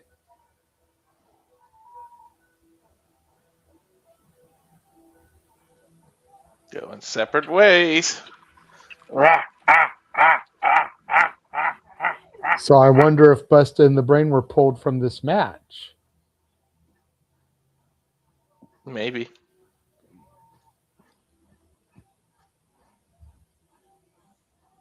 Well, we did see them. You know what? You might be right, because we did see them at Supercard of Honor. So, well, but that was Friday. This is Sunday. It's not like they couldn't have gotten here. but maybe they got hurt, and that's why They didn't wrestle. No. I'm saying maybe they were hurt. That's why they didn't wrestle at Supercard of Honor, and maybe in turn, no. Did you see Supercard of Honor at all? I caught a little bit of it. They were perfectly fine. They were just issuing a challenge. Alec was ready to go. Jordan was ready to go. Like, they looked like they could go right then and there. They were their normal Bustah and the Brain selves. I don't think they would have issued a challenge if they couldn't have fought. Yeah. The question is when were the ROH tapings? Did they do tapings the following day? Could they have gotten hurt yesterday? I don't think so. Like, I'm starting to wonder here because, and I don't want to speculate negatively, but Bear Bronson is a TNA contracted superstar. Bustah and the Brain are AEW contracted superstars. Was this more fuckery on that level? Somebody pulled the big card, the big boy card. But I wouldn't see. But I can't see. Listen, and as much it might be the bias showing. It might be whatever people want to call it.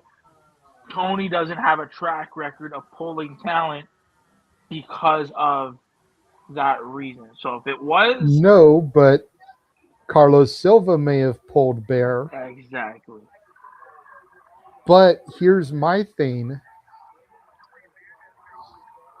And maybe this is where it could have been Tony trying to protect his investment.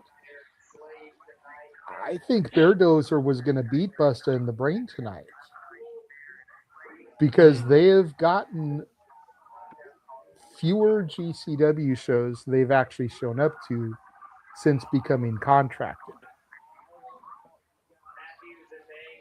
You know, they've got to lose those belts sooner or later. yeah. And I think Beardozer would have been a great team to put them on. Then you've got Tremont double belted, which seems a little bit odd, considering how few belts GCW has. Bear is now tag champions at this point with 3 different partners. If they had beaten Bustah in the Brain, because the Savage Gnomes, Bear and Gabby, are champions in one company. Then Bear is tag champions in TNA with Brian Myers, and then he would be champions here with Tremont. So he'd be a 3-time tag champion with 3 different partners. So I don't know, like, definitely a little bit sus here. Shout out to Bain and Matthews for taking the ass whooping in this match. Yeah. Because we all know they're not going to get the dub here.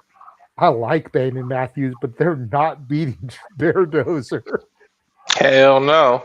Well, you know what? We'll know what happened because if Bustah and the Brain are having a match on this show, then it was, you know what I mean? Like if they have a show, if maybe it was the same thing that MJF and Nick Nemeth, right? But we won't know unless Bustah and the Brain, if they have a match here tonight. Now, if they don't have a match here tonight, then it's like, okay, are they hurt? What's the deal, right? Mm-hmm. But coming off of but this is where again I don't know if this is something on where Tony did, and I'm not trying to be so like kind of. I'm not trying to come off as like it's not Tony's fault because who knows, he could have done it. But the way he was speaking at the post-show media conference at Supercard of Honor, he is very much, or it seems like he's very much being like turn the other cheek and shit like that. So I don't know. Dude, this is dangerous. That is straight hard floor. There's no mat. There ain't shit out there. Mm-hmm. No, but I feel bad for Bang and Matthews because they're just taking an ass kicking. Yeah, they're taking a banging of an ass kicking. This is what they do. Banging their floor against every part of this arena. Bronson's bleeding. Is he, or is that his opponent's blood on him? No. He's bleeding from the nose. Oh, yeah, I see it. There, grabbing a hold of Baby Bang on your left hand side, your right hand side, all the snapping sticks and bears on the Beardozer. Roll back into the ring, these boys are taking it back into the ring. They spent more time outside of it, shit. Oof.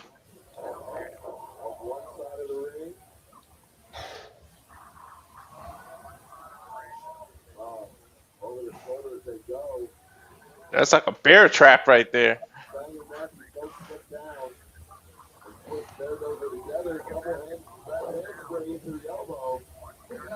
I just put out my tweet. I just put out my tweet for this match, and I asked, what happened to Bustah and the Brain?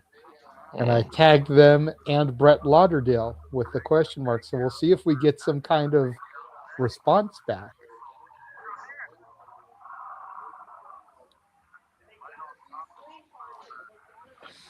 We'll see. Welcome to being on camera, Nick. Good to see you. I told you I was coming on. I know. Guys, like I said, for the young generation out there, don't go move next to a mountain. Our shit sucks. Nice running European uppercut, followed by a spear, followed by a step-up enziguri from Bane and Matthews to Bear Bronson. Great double-team offense. Assisted leg drop to the back of the head of Bronson. For a second, I thought Bear was about to pick both of them up at the same time when he bent down, but it was to take the leg drop.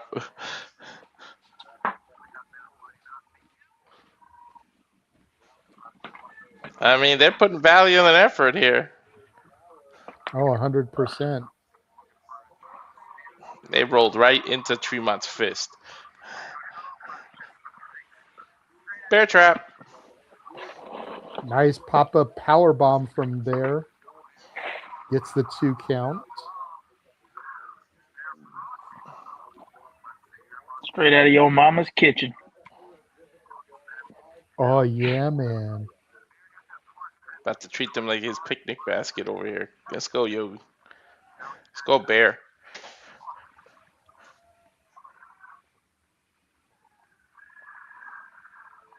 Shout out to the 90 of y'all watching our coverage of GCW Reign of Dreams from West Des Moines, Iowa.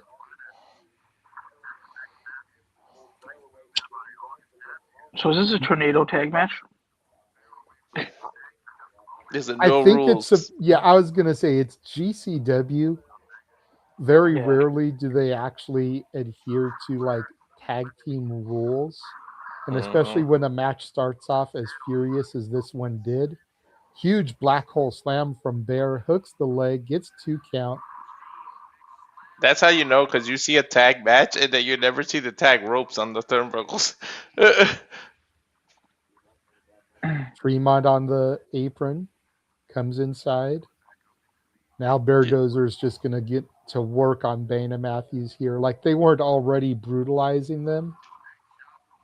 I'm surprised they lasted this long. Well, Bane and Matthews isn't just a jobber team. Like they've got, some history, it's not just 2 jabrones that were thrown together here. Yeah. They're taking a shit kicking. Jesus. Now trending number 15 in the U.S. on X. That's awesome. We almost never see these type of things pop up on GCW. So got to make sure we bring some attention to that. Shout out to GCW, #GCW Dreams.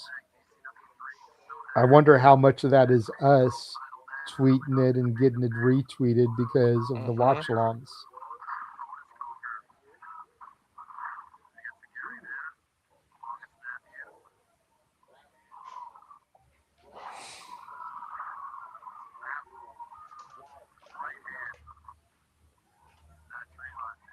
Oh. Fucking Tremont. Love that guy.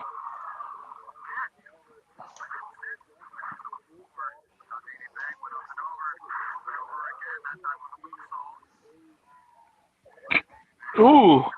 Big DDT. Bane and Matthews climbing up to the top rope here. Bear Bronson prone in position. Double coup de grace to the back of Bronson there. Dude, these stomps are starting to become the cutters. Like everybody's got one. Nice roll through into the spear from Bane and Matthews.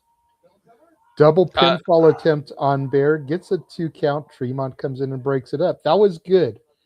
Bear could have probably very easily just powered his way out of that, but Tremont lunging in for the breakup made it seem like they were a viable threat to actually beat Beardozer. Great But ring psychology that needs to be pointed out there. hell yeah, but that was definitely smart for them to both cover him. Well, yeah, but again, like you look at the size of Bear, you look at the size Mhm. of these two. Bear probably could have very easily just powered his way out of it. Tremont Mhm. making that lunge shows that GCW treats these guys as like legitimate contenders and not just two jobbers thrown together, to my point from earlier. Mhm. Yep, there's Ring our third door. psychology,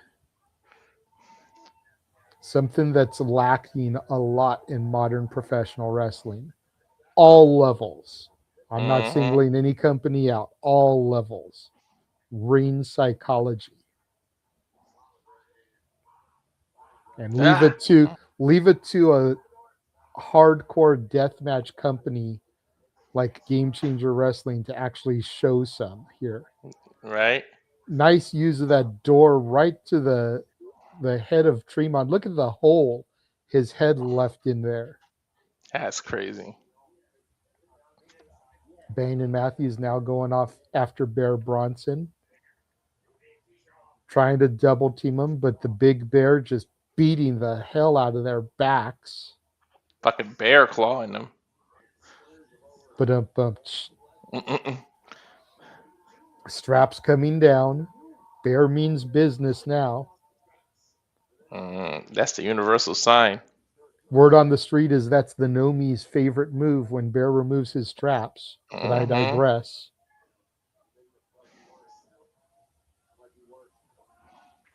Strapless.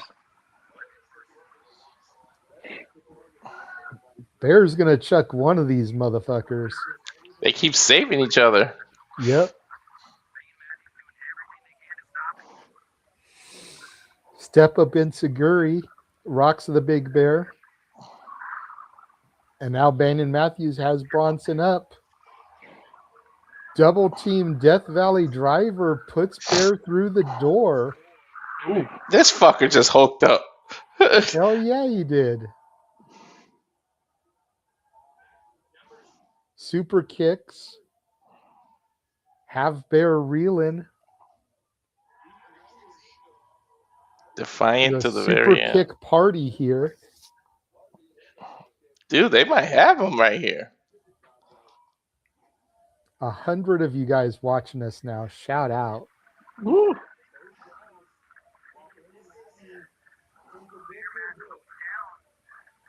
Up, Tremont's up. Uh-oh.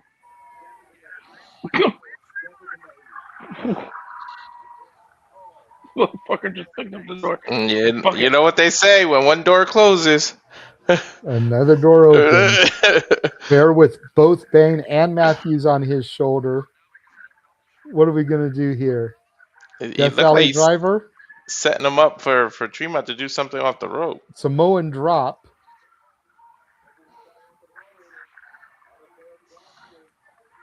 Tremont with a big splash.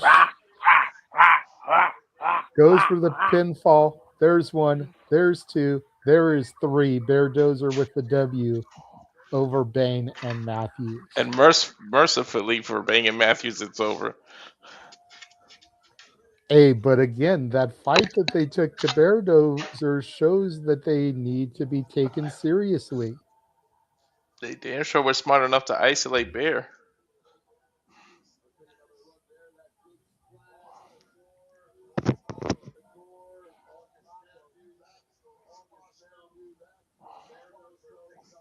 If I was a tag team, this is one tag team I would not want to go against.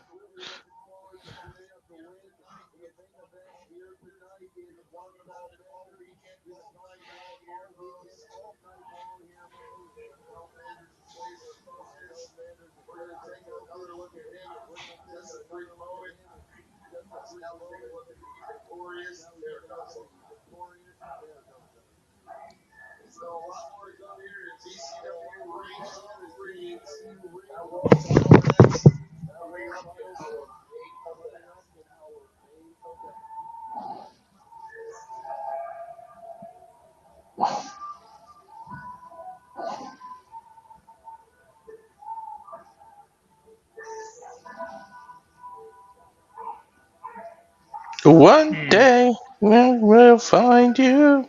Break those chains that bind you.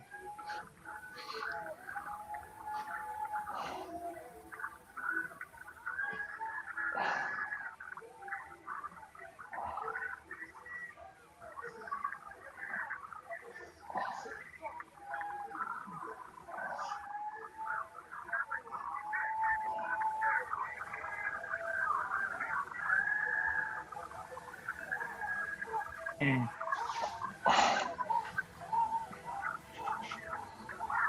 Well, I would say this team is pretty popular. So you Yeah. get onto a package for one called Manders. JJ, any reply back on your tweet? Not yet. Bro, Brett is producing right now. I don't know, he probably not on social media.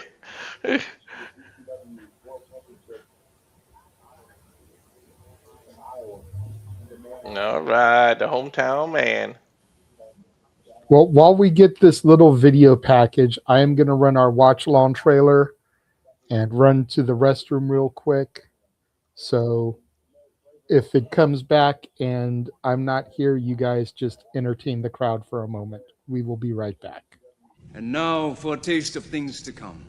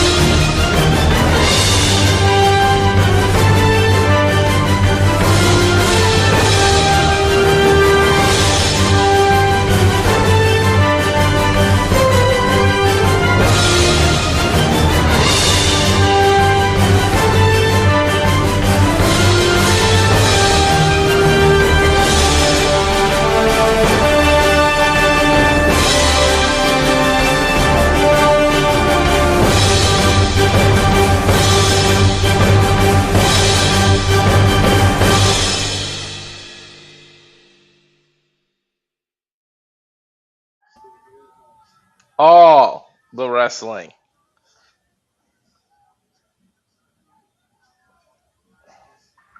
And we're All the back. wrestling. So I was just looking, and maybe when JJ goes back, he can kind of answer it. But it seems like all the graphics that I've seen for Ring of Dreams, it always had Beardozer on it. Mhm. So I mean, was Bustah in the Brain ever announced for the show? Maybe.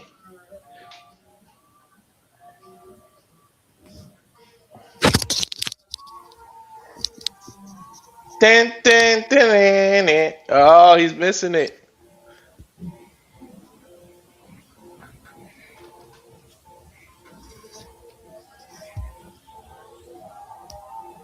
JJ loves this entrance. I do. I love me some CPA.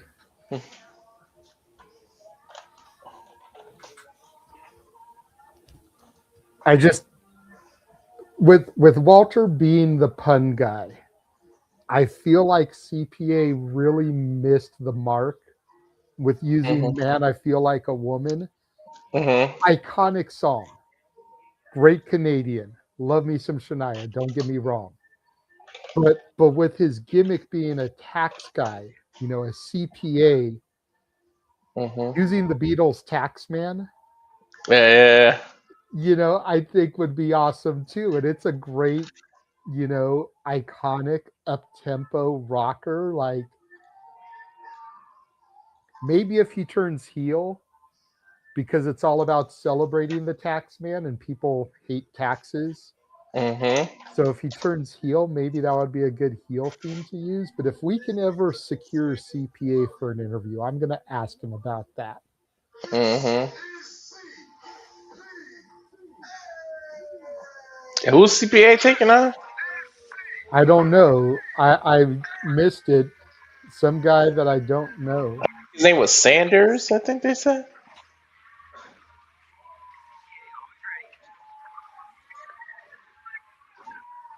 CPA is the best wrestler in the world, bar none.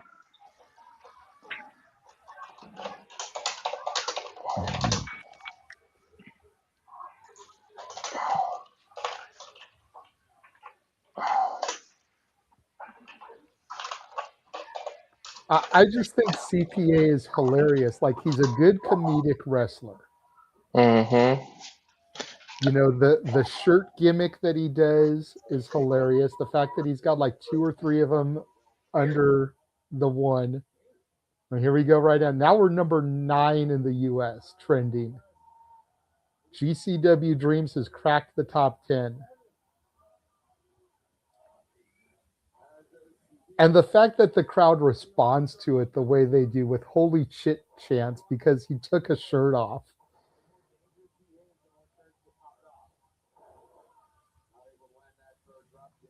$122 of y'all watching our coverage of independent wrestling right now. Shout out to all of you guys. We appreciate that.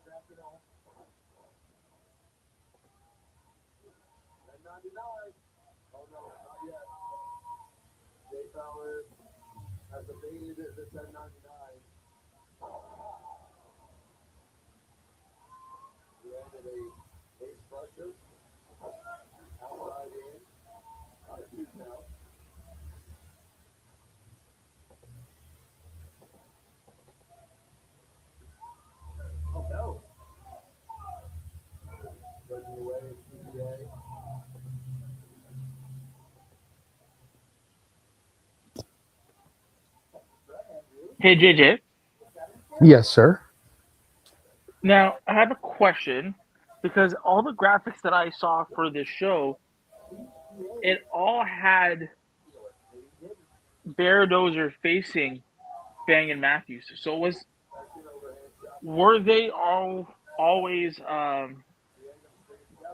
scheduled to be there, busting the brain?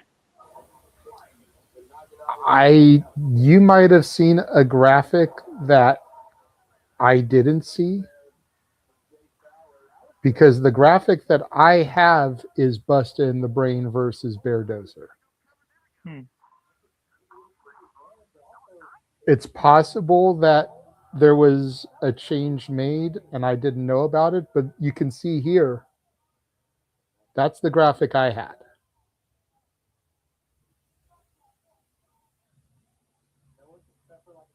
So again, card subject to change. It's possible that a change was made and I was unaware of it.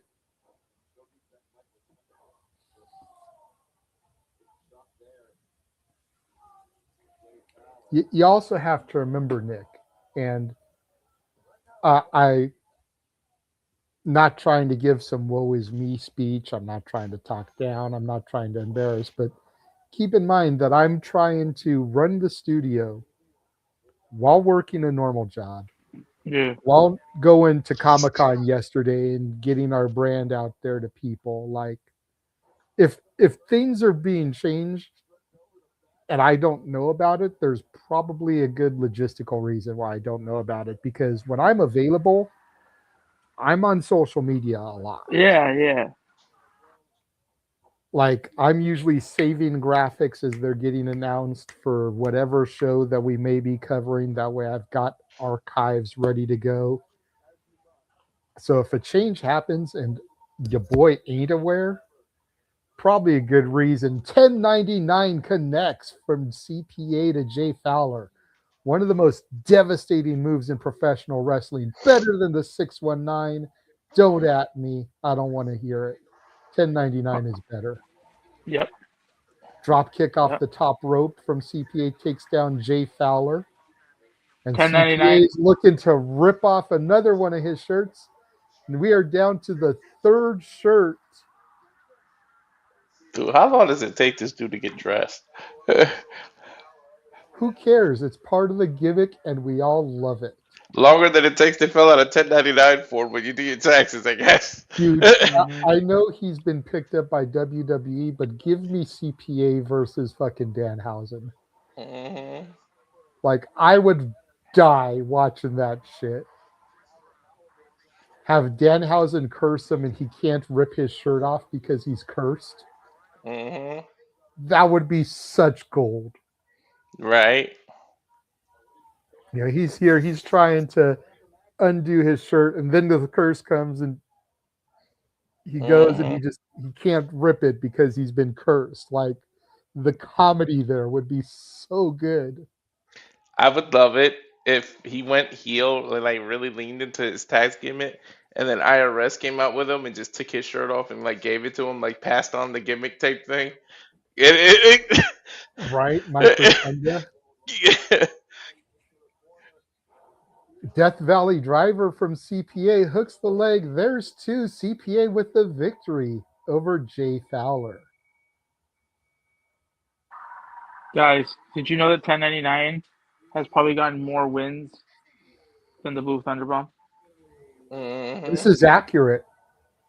This is accurate. That is a good one, Nick. I'm going to have to, next time we can get Noah on independent wrestling, we're going to have to get him with that one.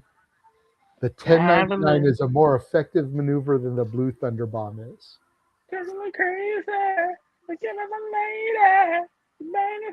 CPA clipping one of his ties onto the waistband of Jay Fowler. Shania Twain winning at life. Yes. And here we are taking a look at where GCW will be coming next. Next weekend, France and Italy. Early shows for us that choose to cover those. June 6th and 7th, back in Atlantic City at the Showboat for Tournament and Cage of Survival.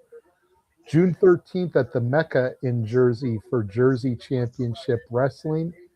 June 19th and 20th, Cincinnati, Ohio, and Indianapolis, Indiana, respectively. June 27th, 28th, Los Angeles, California, and Mesa, Arizona. July 11th, Hartford, Connecticut. July 18th and 19th, Dallas, Texas, and Tulsa, Oklahoma, respectively. Jury is still out as of right now if I'll be at that LA show, because I do have plans on June 13th where I've got to rent a car and everything. So I may not be able to afford it twice in the month. But we will have to see how good work is for me, because that is a 3-paycheck month. Unfortunately, the third paycheck will come on the 29th after LA.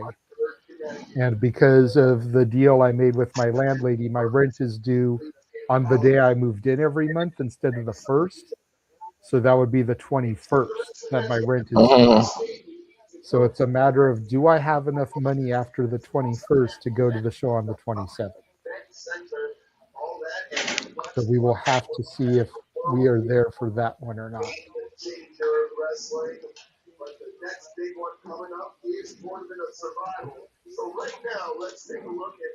Somebody's audio is very loud. Yeah, mine's on mute this time. That was on mute. I'm hearing somebody, and I know it's not me because while I'm not on mute, I'm turned down very low. And the TV is way over there in comparison. So I can hear it too. So damn the sure. only announcement so far for the LA show is Bustah and the Brain versus Butcher and the Blade. So we'll have to see if that ends up happening.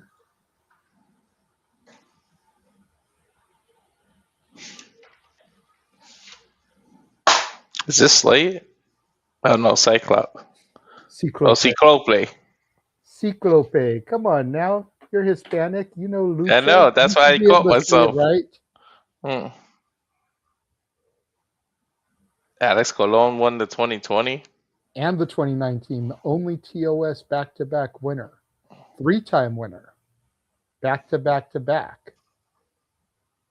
Drew Parker won 2022. Rina Yamashita. So we have had a female win TOS as well. John Wayne Vipress Murdoch. would be the first woman to win. And then Tremont last year, which we did cover and call.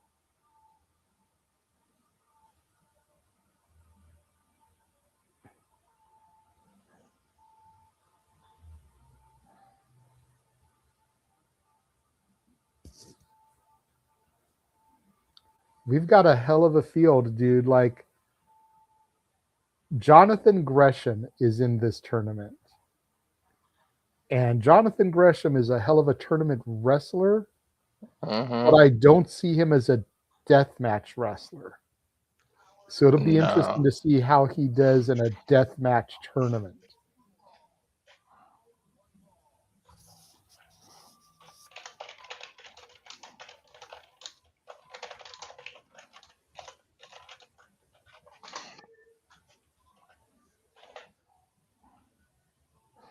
This dude is the nicest dude ever.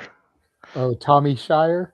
Yeah, remember how he cheated us? And he pretty much just standing next to us, kind of hanging out. Yep. It's that southern hospitality that the Cowboys possess. Manders is cool people too. Like, I know we didn't really get to talk to him a whole lot in Vegas, but when I've encountered him at other GCW shows, same thing. Like the first show I went to, Homecoming LA, stood next to him, talking at him. You know, when I got my picture with him, probably had a good 5 to 10 minute conversation while we were waiting for other people to come up and buy merch and do photo ops and shit.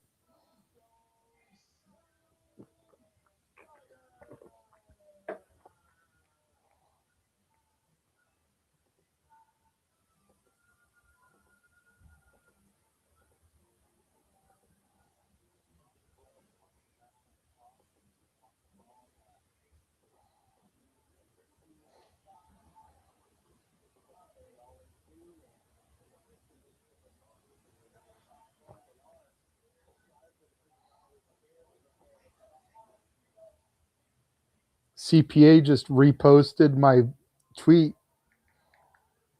like literally 20 seconds ago. Like as soon as his match was over, he liked it and retweeted it. Did he? Yep. I tagged him in something, but I ain't like post specifically about him. Yeah, because you know how I'll put out tweets about the matches, you know, and then share the video for either your feed or my feed, alternating. He just did mine too. There you go. And he liked it and reposted it, yeah. Same.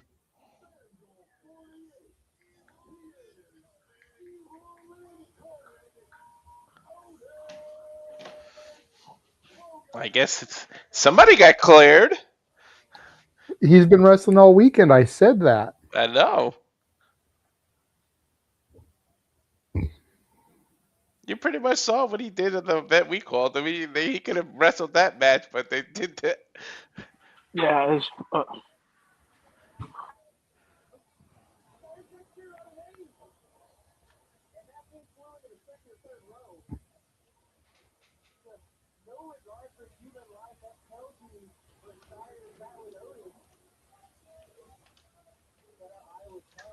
Shire's a big mofo. What? Guy's tall as shit. Jesus. Yeah. He's the one who said you ain't small. I was like, yo, I don't feel as I thought I was shorter. He was like, you're not small. I said, yeah, I fucking know that. He was like, I meant height, dude.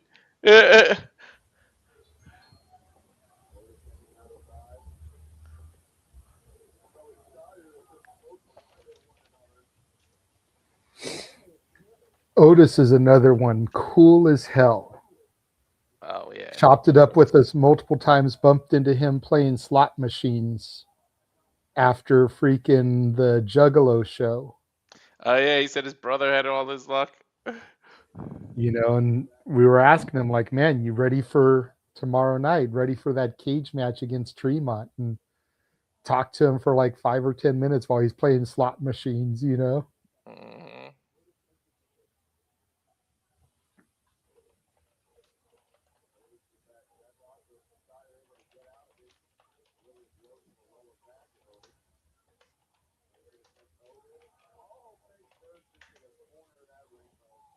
170 of y'all watching our coverage right now. Huge shout out and thank you for that. Tombstone Tommy Shire, one half of the Cowboy Way, checking Otis back into the ring at this point.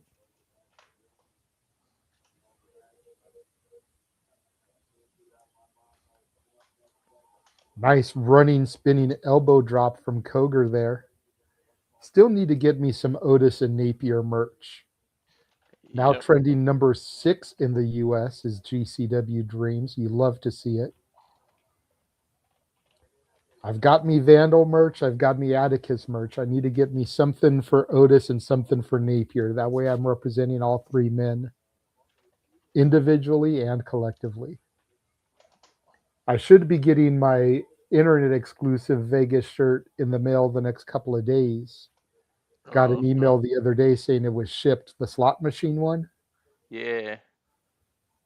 And instead of like bar, bar, bar, it's all 3 of their faces across the slot. If I had had it, I'd be wearing it tonight, but you'll probably see it on the next GCW watch long we do.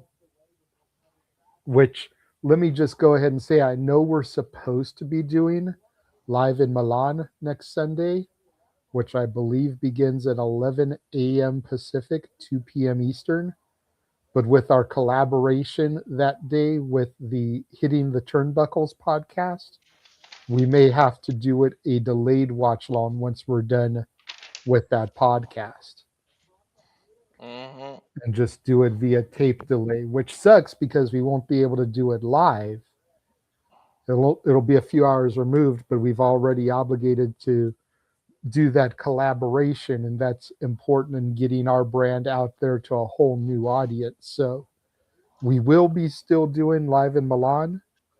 Just be on the lookout for a new time that'll probably be 6 Eastern, 3 Pacific once we're done with that collabo.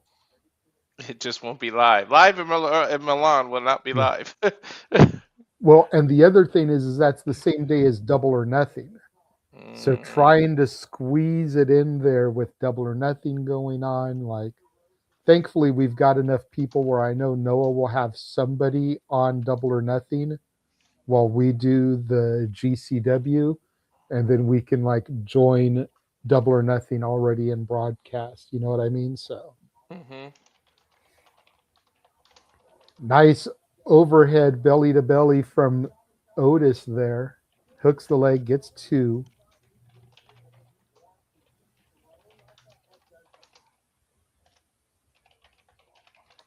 Notice the patch on Otis's pocket is a Mickey Mouse patch. Interesting. Definitely something you wouldn't expect from someone as violent as a Cogar. I mean, look at the conversation we had with Dr. Redacted.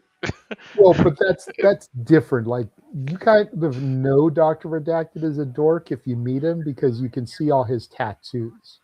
Yeah. But for a dude to be wearing a sleeveless shirt, blue jeans, and for the patch on the pocket to be Mickey Mouse, when you're a guy who just lost the Ultraviolent Championship in a bloody cage match to Tremont, isn't exactly something you would expect. Nah. No. All right, guys, have fun for the rest of the call. I didn't even realize the time just now. All right, man. Take it easy. Later. Enjoy your food festival. Nick is on camera and looks like his coverage is good enough that it shouldn't get nervous. No, we're good. We're Gucci. We're Gucci.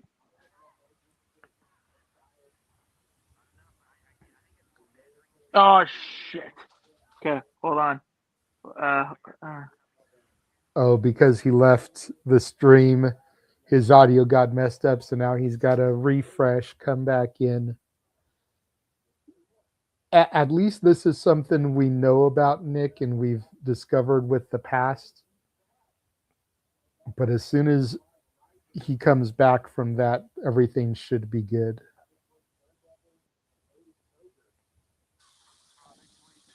Can you hear me? Yeah, can you hear me? Yep. Okay, Okay, cool. we're good. Yeah, I was just explaining to the crowd that this is something we know about when it comes to Nick, is that when someone comes into or leaves the studio, his audio gets fucked up, has to go in and come out himself, reestablish. We're fine, though. So Blame my wife. why do we blame your wife for that one? I don't know. Just blame her for it. I am not going to blame your wife, okay? As of right now, she likes me. I'm not going to say something to make her not like your friends that you spend time with, okay? She likes everybody. Well, she really likes me because I promote Feeling Doc Booked on IG. Follow Nick's wife for what her reading choices are. Yeah, her reading choices. Let me tell you. She loves me because I actually shill for her. You don't even shill for her, and you're her husband. No, she doesn't get any shills from me for her book talk. Oh, shit. Tommy Shire just beat Otis Cogar here. Out of nowhere there. And Tommy Shire is calling for a microphone here. Did something happen? I don't think so. It just was a surprise victory. No, I think something happened.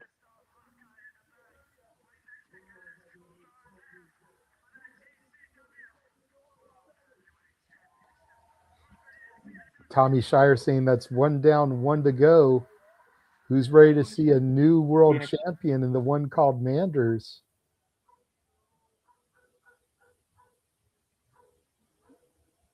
Interesting. I'm going to have to watch that back, see if something happened, because now we're taking a look at Atticus versus Manders going all the way back to June 5th, 2021. Atticus getting the victory over Manders there.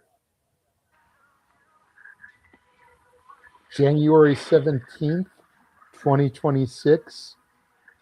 Atticus Manders. Manders up 2-1 in their war at this point. This was Code to the Streets. At this point, Atticus was the champion.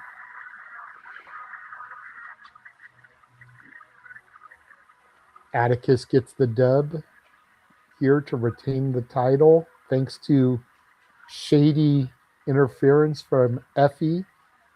Most definitely is not fine. I don't know. According to Evan, he's fine. Brass ring ladder match. We see how one called Manders got the victory to win the brass ring.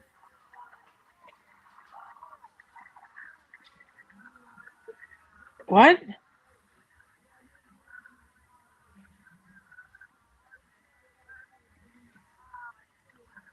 So it wasn't a ladder match? No. It was supposed to be, but there was nowhere to hang a brass ring in that venue. Okay. So they had to go impromptu on it. Okay. Yeah, this was fucking dumb. Well, that was supposed to be Manders versus Otis, but Otis wasn't cleared at that point. So Napier stepped up. I know, but when we called it, we even said it. Oh. And as a result, now Napier is out of action indefinitely. Adding another layer here because Atticus wants to get some revenge for his family in addition to defending the title.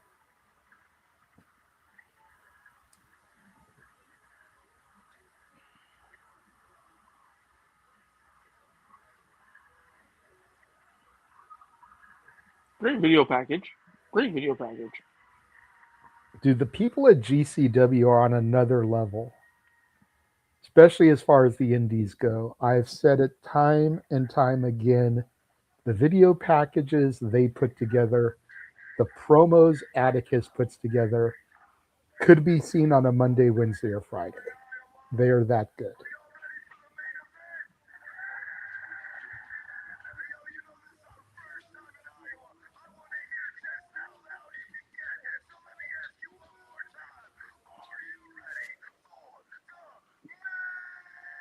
Main event time here.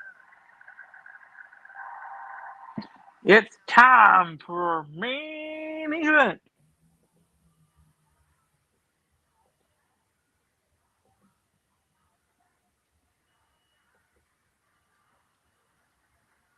Wait, what?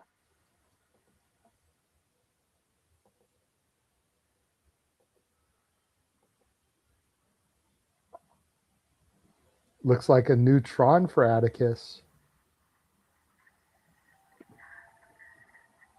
But why? Atticus is the champ. Okay.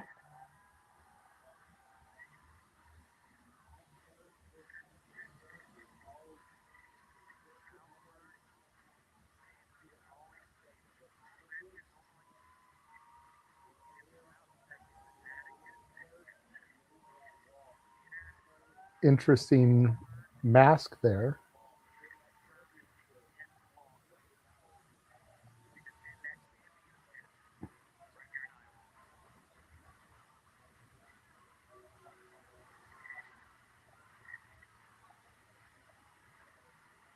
Interesting getup. Is that really Atticus? Mm-hmm. Never mind. Okay.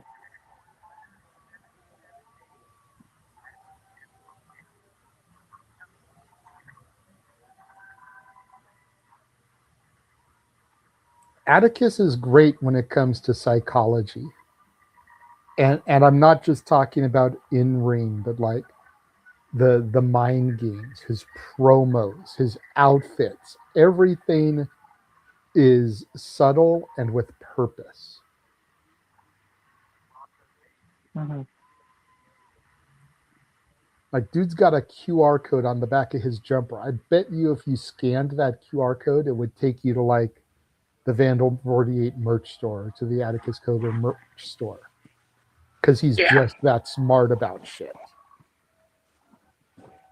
Interesting. Okay. You know, he always is dropping new merch. It's always limited.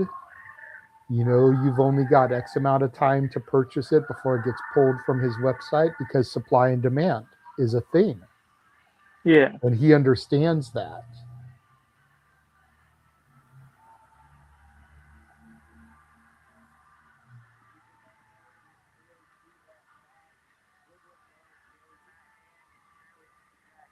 Here comes the challenger, the boss of the plains, the one called Manders.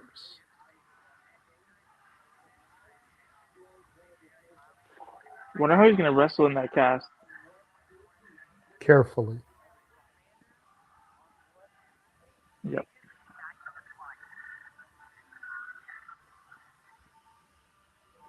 I'm not sure who that is with him, but I'm digging the Tears for Fears t-shirt, the retro Tears for Fears I don't shirt. know who that is. The brother? Maybe. Whoever it is going back up the ramp there. Not going to stay ringside.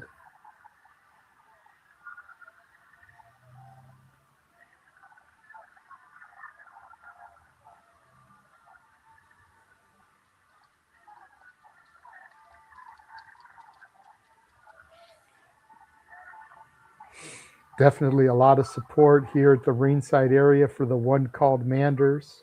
Mm-hmm.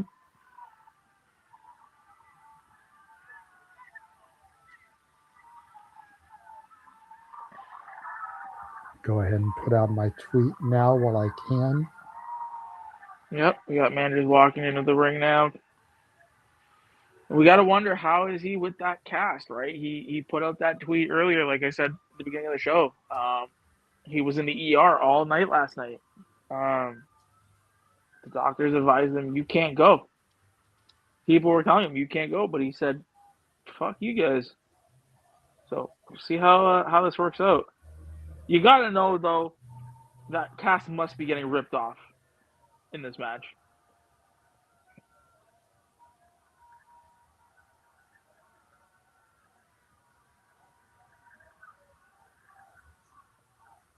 Fuck them up, Manders. Fuck them up.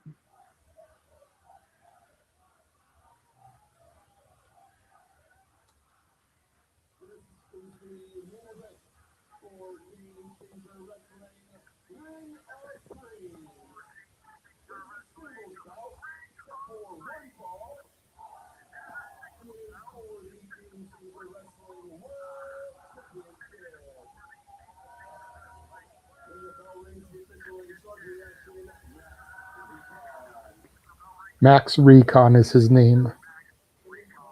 Going back to what you asked earlier. Ooh, okay, cool.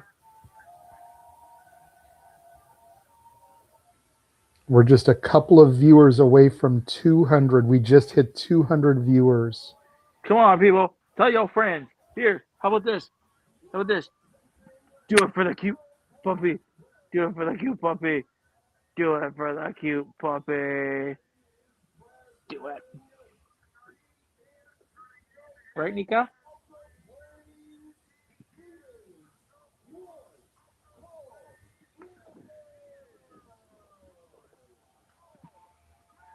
Do it for the dog. Do it for the pooch. Watch our show. Right. Okay. See what happens? The dog wants to be the star of the show. Mm-hmm. Okay. Now she's like, oh, okay, she gone. Said later.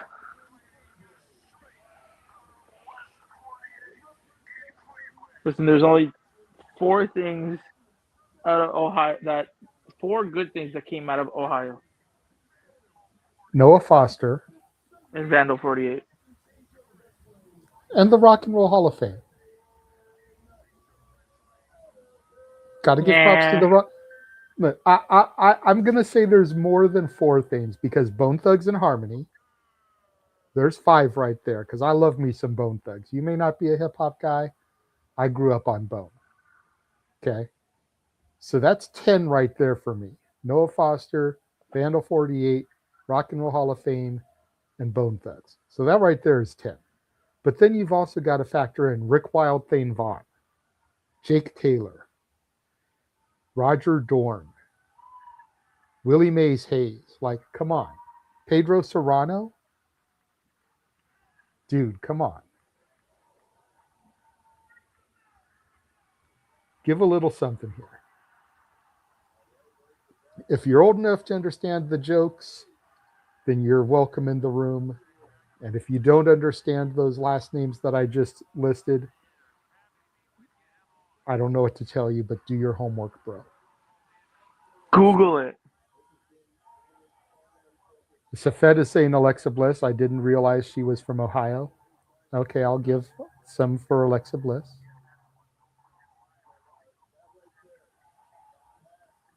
Ooh, using the cast. Dolph Ziggler, Nick Nemeth, I believe, is originally an Ohio boy. John Moxley. Yeah, well. Wow. No. I'm not going to hate on Mox because then I'll get pegged as a tribalist, and we all know I'm not tribalistic. I like Moxley. You know, there's actually been people in the circles saying, like, if there was ever a time to bring Mox back to GCW, now is it. Dude, they're going to Cincinnati in June. Like, have Moxley on that show. Yeah. Could you imagine Mox versus Tremont for the Ultraviolent Championship in Cincinnati? Like, that would be huge. Hook is already on that show.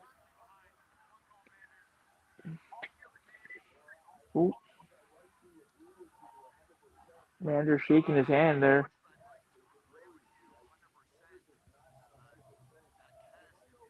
Sissy, why the fuck are you counting outside the ring? Come on.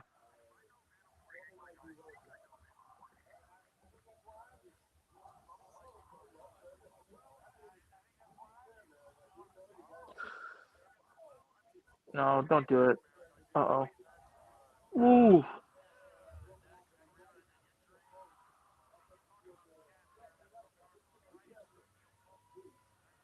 All right.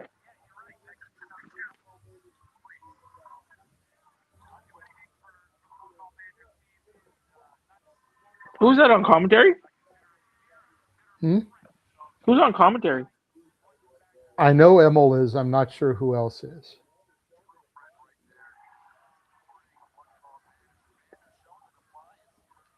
I have it turned down too much to where I can really hear it. Oh, okay. Ooh.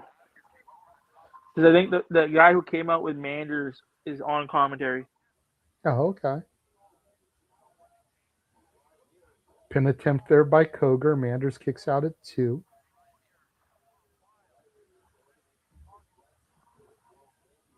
What's our count at, JJ? Atticus is 200. going for the skewers. Oh, already started? Going for the Alright. stabby early. Ooh, stabby. Getting him in the bicep and the arm instead of the forehead. Ooh. And now stabbing him in the cast. I mean, what And would now stabbing again in the shoulder. Trying to take away that lariat that is Manders' finisher. Hook of the leg. 1 count from Cogar. We are currently at 218 to answer your question, sir. Everybody subscribe. See, it was a dog.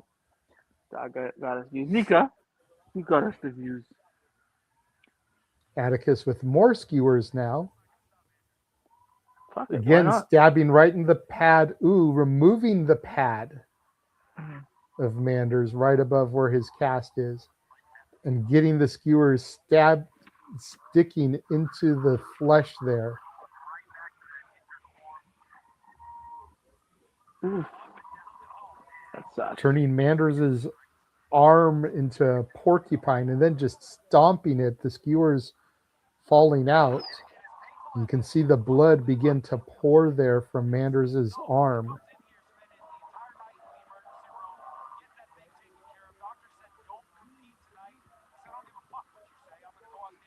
Atticus with more skewers now.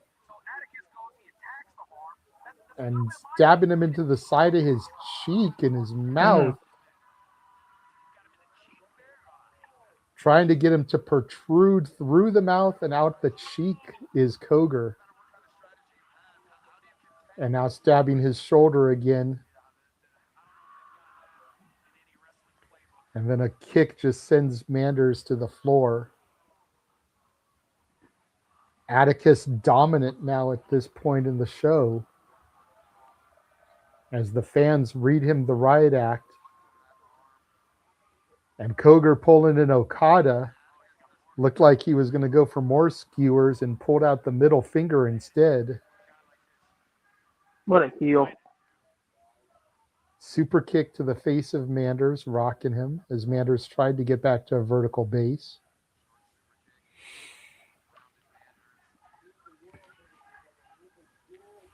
Atticus throws Manders back in the ring. Heel is definitely taking a hold of this match.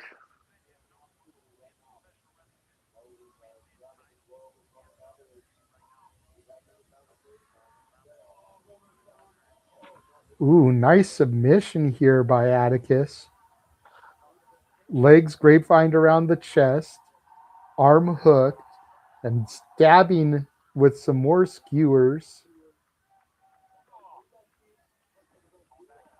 Manders using his own boot to try to get free from Atticus.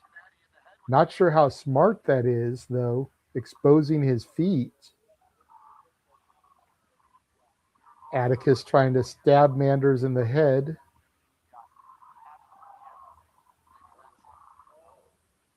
Manders has Atticus in a pinning position here as Atticus keeps trying to stab. The skewers are now in the forehead of Manders.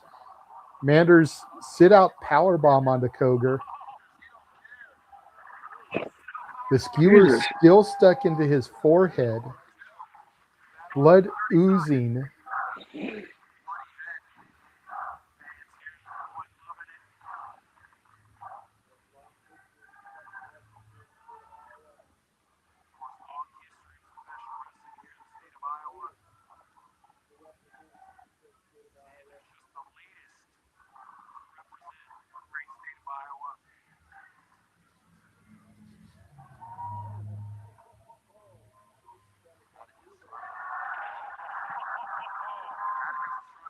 Just sit up.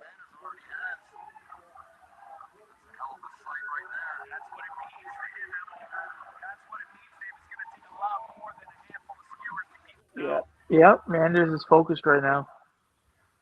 Manders grabbing those skewers, pulling them out of his forehead, and licking his own blood off of them. And now stabbing Atticus in the midsection with those skewers. Repeated stabs. And now inserting those same skewers that were in Manders' head into the head of Atticus.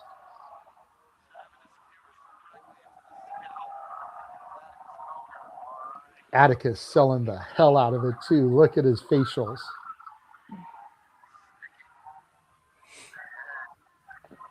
What's he going to get? Manders off of the rope, off the other rope, and runs headfirst into a door chucked at his forehead. And all of this while Atticus still has the skewers in his head. Yep.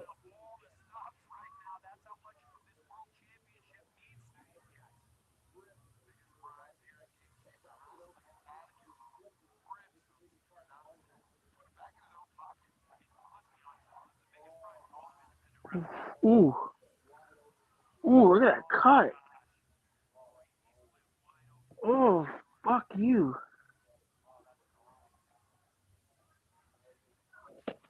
Did you see that shit? Mm-hmm. Ooh. Like that cut, that's open.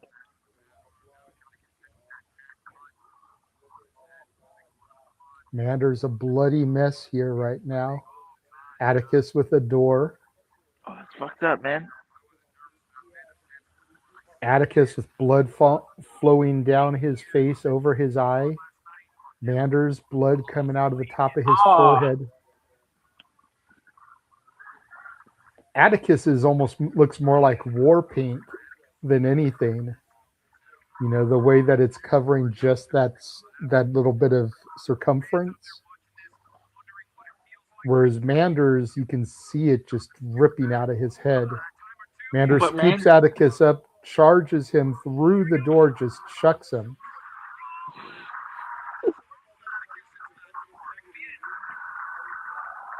Everybody's up. Manders goes for the pin attempt, hooks the leg, gets two, Atticus kicks out. Why do I feel like that boot that's on the floor is going to come into play? They have not gone for it yet. It will.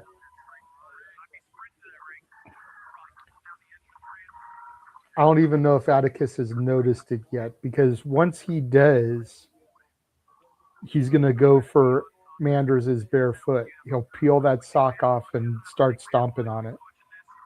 Or stabbing at it.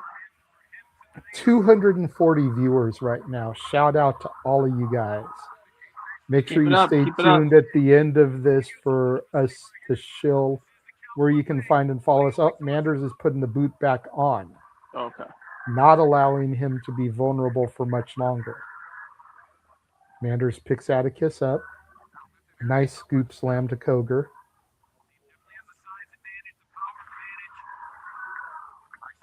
Manders now. It's like he's going to go to the top rope.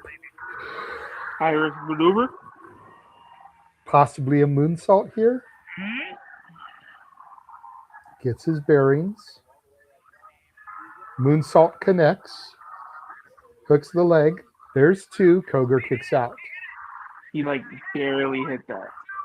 Hit it, but he didn't really get like that arc on it, like the prettiest moonsault.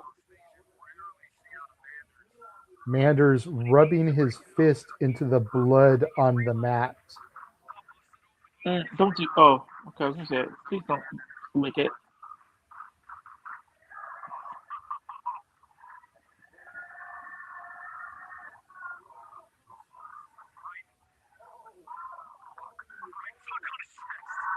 Manders getting the crowd to chant "Fuck Ohio."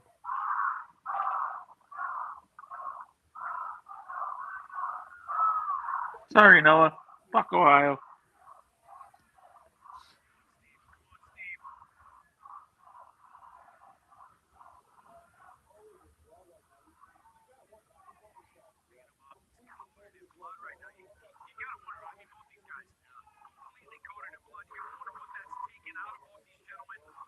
Ooh.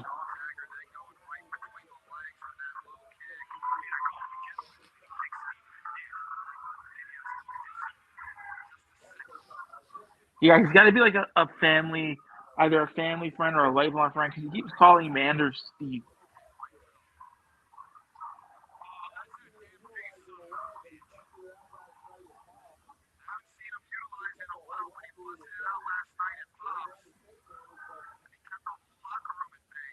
Have you ever been tased before, sir?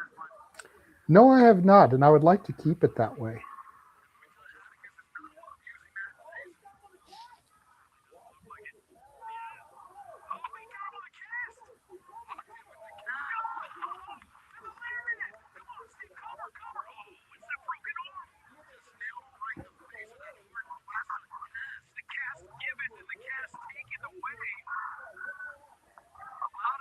Manders hooks the leg of Cogar. Gets 2. Here comes Otis. Pulls referee Max Recon out of the ring. Family born game here. And here comes Tommy Shire, the equalizer, having just beat Otis. Must not be anything major that happened to Otis if he's out here for this match.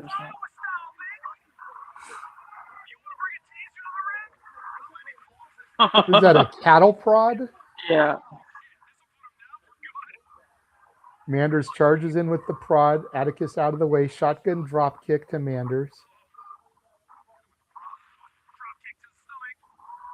Atticus has the skewers now. Again into the top of the shoulder. They don't really want to stick there. Brain hemorrhage connects to Manders.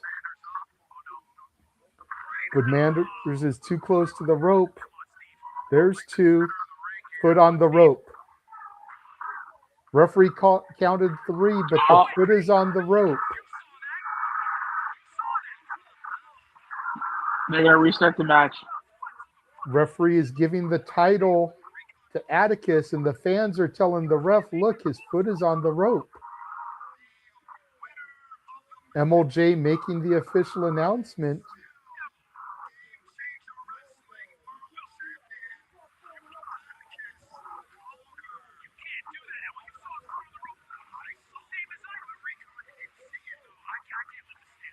Uh-oh, here we go. Arik. So his name was Arik.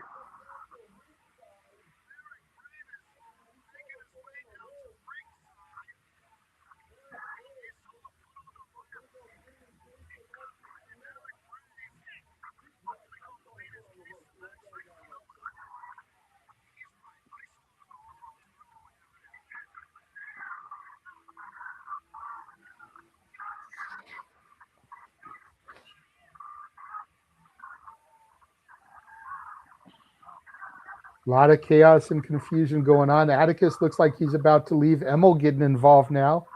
Emil's even saying that he saw the foot on the ropes. But why? Oh my god. This shit fucking infuriates me. Scarlett Donovan down there now, the other GCW official. But if I'm Atticus, why don't I just fucking leave? That's what Atticus is trying to say. He's like, dude, referee's decision's supposed to be final. You called it. You gave me the belt. Emil announced me.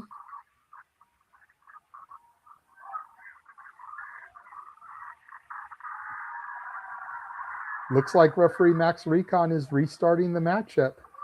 Okay.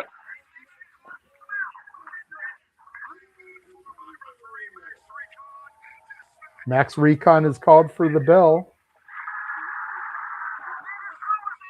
And Atticus grabbing this dude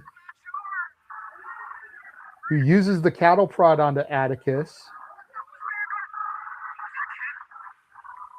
Manders is up. He's ripping that cast off of him. Trying to, anyways. At least trying to expose that arm. Lariat connects from Manders. Hook the leg. There's one.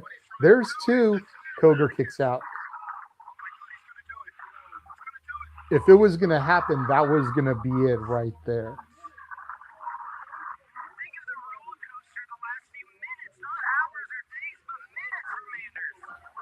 Yeah.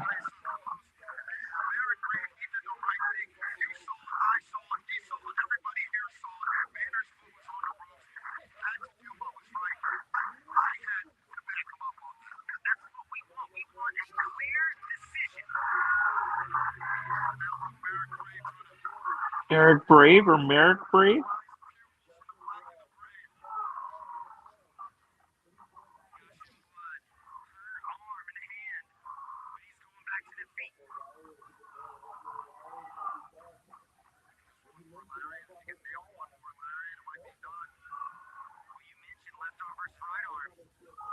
Atticus with a one-way trip to Dick Kick City there on Manders. And now that he's exposed his arm there trying to rip that cast off, prone, Atticus puts that door over it. Atticus has another piece of broken door.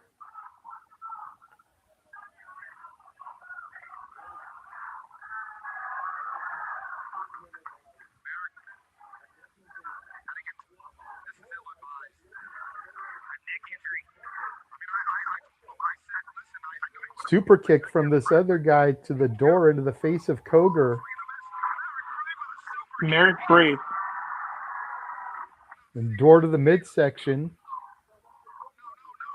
Brain hemorrhage from Cogar to Merrick Brave.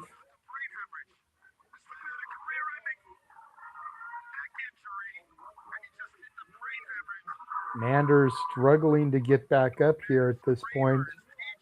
Paying attention to his friend. No, apparently according to MOJ, he was Merrick Brave was Manders' trainer. Oh, okay. Atticus with the And cattle mentor. prod to the neck of Manders. And then to the midsection. Atticus picks Manders up. Brain hemorrhage connects. Hook the leg. 1, 2, 3. It is official this time. No leg on the ropes.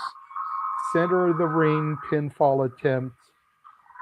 Atticus Cogar once again escapes with his GCW World Heavyweight Championship.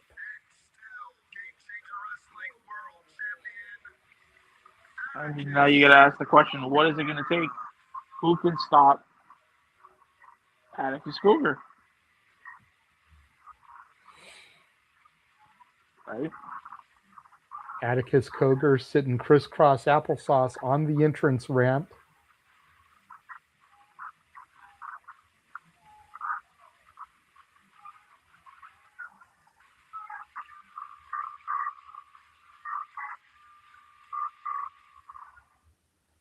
Screen goes black.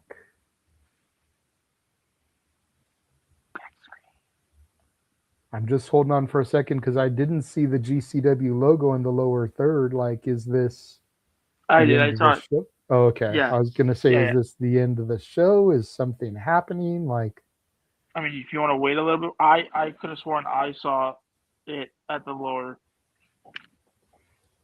I was probably paying too much attention to Atticus. But wow is indeed correct there, Safet. Hell of a matchup, hell of a show, hell of a turnout. 282 of y'all watching right now. Yeah. Scattered out, most of them on the X. A couple of people watching Noah's YouTube channel. Shout out to all of you. We're going to take a minute, run through where you can find and follow all of us before we get out of here. First of all, we'll come back to that one. First of all, follow Walter, Rage of Wrestling. Again, if he gets to 300 subscribers by SummerSlam, his wife and him will do the Hot Ones Challenge. He's currently at about 230-ish. So he needs about 70 more to go. So if all of you guys on X subscribe to Rage of Wrestling, if you haven't already, that'll put him over the top. Go show your love and support for Mr. Reliable, who came in earlier when Nick was having technical difficulties. The Simple Man Noah Foster, at nfoster1916 on YouTube and X. He is our standard play-by-play extraordinaire, especially for the big leagues, WWE, AEW, TNA, Ring of Honor. Noah's the man whose voice you will hear on all that. The sometimes host for the Shenanigans when I am unavailable. He also does Simply Predicting.